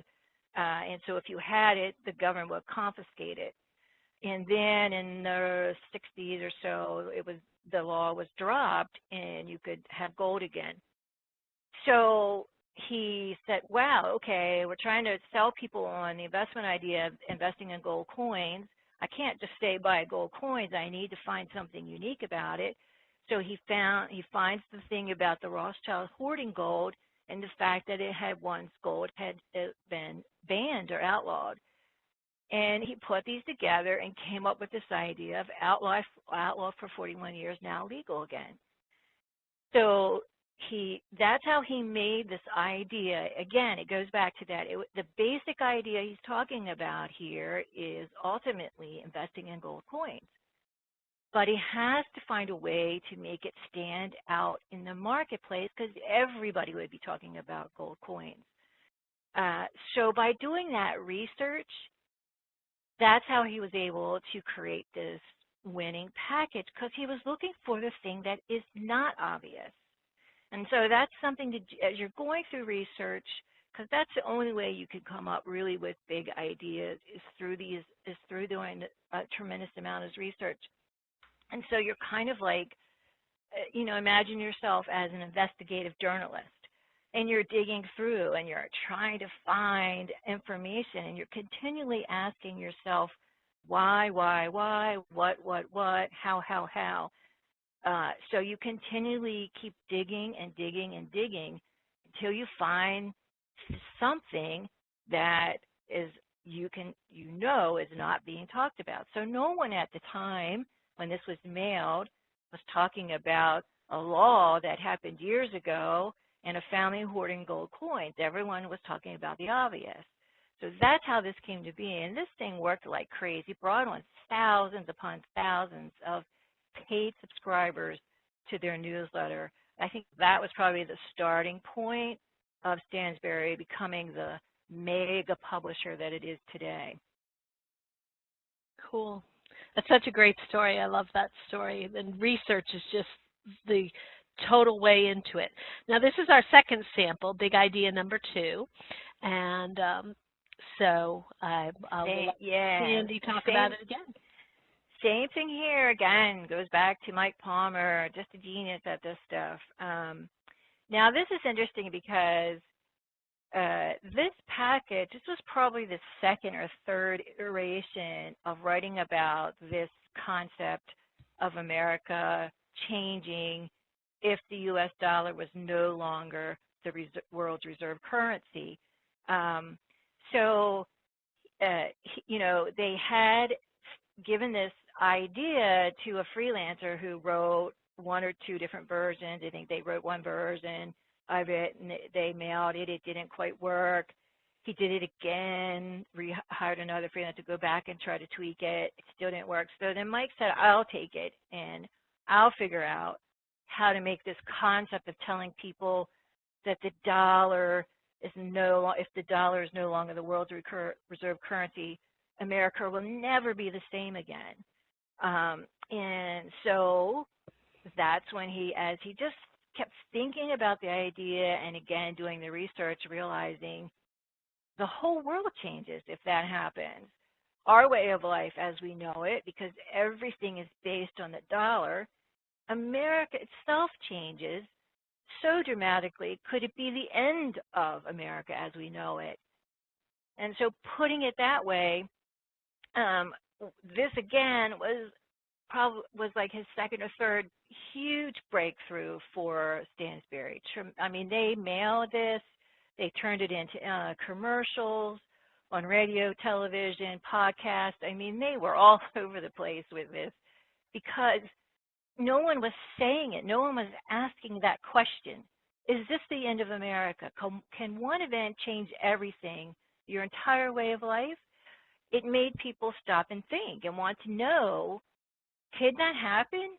And of course, his package was filled with the research that he had uncovered, all the facts, all the details that literally could prove it's very possible for your life to change if the dollar is no longer thought of as the world's reserve currency. So again, example of taking, what's the basic idea here? We're just saying that the dollar, it won't dominate the world anymore. But we can't just say it like that. We're still trying to find that way to make it stand out among the crowd. And, you know, by asking that question, is this the end of America? That raised so many eyeballs. I think, you know, 300,000 paid subscribers came in from this one single concept.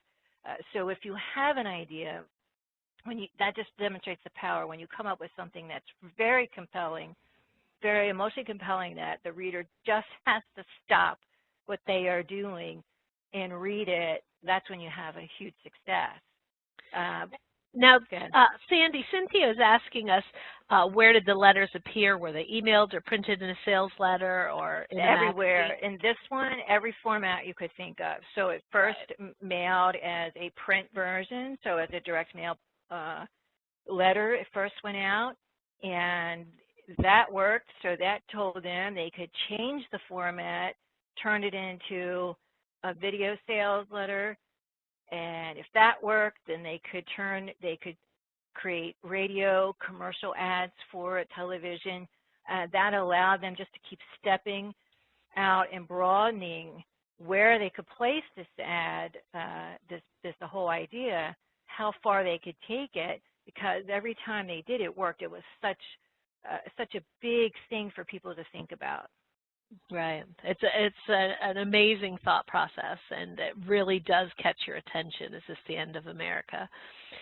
So now let's go over a few do's and don'ts. Do's and don'ts looks like it's spelled wrong, but if that's a typo, I don't know what to do with that. Do's and don'ts. It's done. So do research. Don't rely on just what the company provides. Do additional research to come up with your ideas. Make sure you research the prospect as well as the product. Visit the company's website. Sign up for their e-letter. Read what they've written and become a student of their company. Find the unusual. Sandy talked about the unusual. As you're researching, look for the unusual. It's the extraordinary things that you come across that help formulate new ideas. Your brain, a lot of times, automatically skips across things that are too common or seem very ordinary. But when you come across something unusual, it actually triggers your brain to take notice. It's the same reaction that happens with your clients' prospects.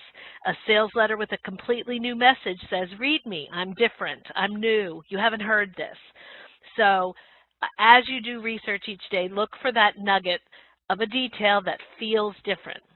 And also, if you come across 5 nuggets, keep a file of all 5 nuggets. You never know when those nuggets could be the basis of a big idea for this same client or possibly another client. So, you know, keeping an idea file is a good idea. Haha, see what I did there? But keeping a file of your ideas will really be helpful for you as you're working on your copywriting career. Do keep to the rule of 1. Make sure you present only one idea in the headline and lead. there can be secondary ideas that are brought in after the lead, but if you put more than one idea in your lead, you can overwhelm or even distract your reader to the point that they stop reading. So really try to keep one idea in the headline and lead, and really be ruthless in your editing of this. Keep the other idea, but make sure you strip out everything but just one idea. The next, show, don't tell. I find this is a concept that the newer copywriters struggle with the most. But the best way that I can help you understand that is to say, I can tell you, this is the best car ever. The car I have is the best car ever. Now, you, the reader, you have to choose to believe me or not. It's a choice in the reader's head when you tell them something. They can make the decision, and it's based on probably the relationship they have with me and of other factors probably, but they have to choose whether to believe me or not, to believe what I've said. So if I want to get across the idea that this is the best car ever, the better way to do that is for me to show you. And I show you by telling you things about the car that make it the best. For instance, this car has leather seats. It's got a fabulous Bose sound system. It goes from 0 to 60 in 2.3 seconds and gets 80 miles per gallon. And it only costs $10,000. Now, you and the reader can decide for yourself. Is that the best car ever, or is it not? So look through your copy for ways that you are telling something that you can switch to a way to show something. And, you know, remember, one of the first rules of selling is that the reader doesn't want to be sold. So when you let them make up their own mind, they don't feel sold, they feel in control. And showing them something is a way to let them make up their own mind. So do show, don't tell. The next one is do, adapt, and borrow ideas. Make connections. I pulled this information from a Sandy Franks article, I have to tell you. Mark Twain once said, there's no such thing as a new idea. We simply take a lot of old ideas and put them into a sort of mental kaleidoscope. We give them a turn, and they make new and curious combinations. Those are those twists we're talking about. And, you know, one way to think about that is there's many different ways to talk about freelancing, and you just twist it a little bit and it becomes spare time income. You twist it a little another way and it's a side gig or a side hustle. You know, it's after hours work that I do. So just explore different ways to say and do something, you know, adapt and borrow ideas from other areas. And the last do I have for you is be specific. Never talk about a gun when you could talk about a silver-plated 57 Magnum. So go through your copies and find those boring words and see if there is a better way to be more specific with them.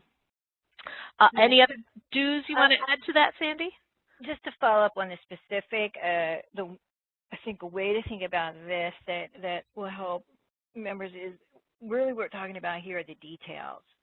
So the more details that you provide in the copy, the more real things become to the reader, the stronger connection you make with the reader, the more bonded they are to what you are saying because you're providing the details, because no one wants to fill the blanks in themselves. That's work.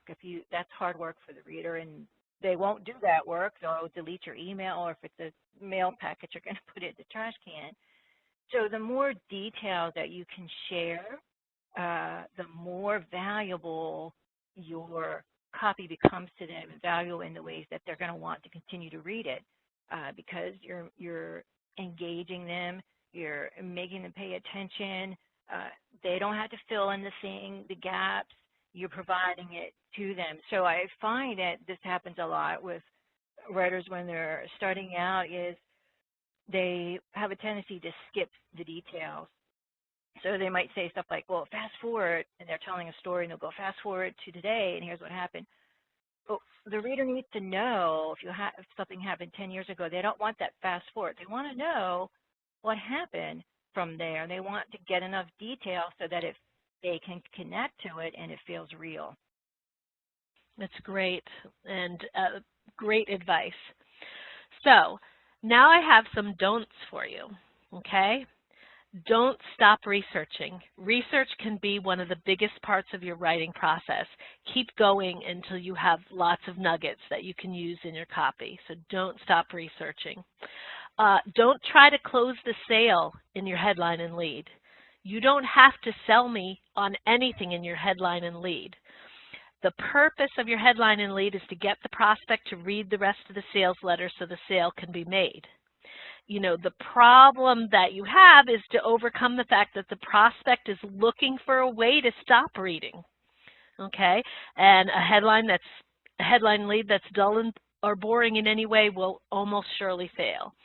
But you do have a possibility in the lead to intensify the good feelings the prospect got from reading about from reading the subject line or the envelope teaser. You want to confirm his hope that the letter is about something important and exciting. You want to bring him to the point where he's thinking, this is really good. I am so glad I'm reading this. So don't try to close the sale in the lead of your letter. That's not its job. Its job is to keep the prospect reading. Don't write just one. If you have 3 ideas, submit all 3 ideas. Don't think you can only submit one. You can absolutely submit multiple ideas. And that's a way to compound your research hours. If you're doing lots of research, why not make it turn into 2 or 3 or 4 ideas instead of doing a lot of research for just one idea? And that's a lot of times why we tell people to niche, so that the research that they do can pay off over and over and over again. Don't get hung up on the numbers. I often get AWAI members who will write me and say, I need to know how many XXX people you have for my letter. I can't turn in my letter without that number. Well, just type in XXX. Don't get filled in, don't get stopped by the numbers. We'll fill in the XXXs as we move forward. It can be adjusted later. So don't be afraid to leave an XXX in a headline or lead with a good idea. And don't forget to write conversationally. You'll want to review your copy, make sure you're talking to the prospect in the way that they talk, very conversationally, just the way you would speak to them as if you were sitting across the table. So that's a lot of information. I'm not sure, this will be up on your member page, so you can go back through and listen to it again, take a few notes. If we have any questions, go ahead and type them in the Q&A panel, and we can discuss them. Now, where can you find your bootcamp specs? At the current time, the only specs that are up are the American Writers and Artists specs, and it is under the Job Fair tab, and it's the last selection under that tab. It's called AWAI Spec Opportunity. There's an article spec opportunity as well as a sales copy spec opportunity. So make sure you read through that and see if you have something. We're looking for you know, new and interesting ideas for editorials, and we're looking for new ideas for sales packages. And you don't even have to write your headline and lead. You can submit a couple of paragraphs about your idea. So don't be afraid to take a look at that. Also, don't forget about the 10K challenge. Okay, if you go to your My AWAI page, on the main page where you would normally select your program, under Member Benefits at the bottom, if you open that tab, down in there is called the 10K Challenge, and it's awai.com/members/10K. There are spec assignments in that 10K Challenge. Not all of them are for the 10K Challenge, but there are lots of different spec assignments there. So take a look at those as well if you are looking for something to write about. So there's a couple different areas. As we move toward May and we get closer to boot camp, Katie Yackel will be holding a pre-boot camp webinar on the job fair and more spec More companies will be announced at that time, as well as the spec challenges for those companies. So those, you will see those before boot camp, and you can look for those on your member page. So everything that you're going to find is on your member page. And so it doesn't look like we have any additional questions. Sandy, any last thoughts? You know what? I think the most important thing, we've said this several times, but just remember to come up with a strong, compelling idea just takes research. And so it's like sometimes it's like a branch of a tree, or the roots, maybe they go off in different directions. But that just shows you the depth of research you can do. Just so you just start asking questions: why, how, when, and repeat that every time you find a piece of information. Repeat those questions, and that will lead you to more research. And ultimately what happens is you'll find that thing that can become the basis of your idea that you want to submit for your spec challenge. Absolutely. So on that note, we'll say good day, goodbye, and we're looking forward to seeing all of you at boot camp. And I hope you found this helpful. And if you have any questions, you can always reach out to us through our member service division at help@awai.com. That's HELP@awai.com. Thanks so much, everybody. See you. Bye.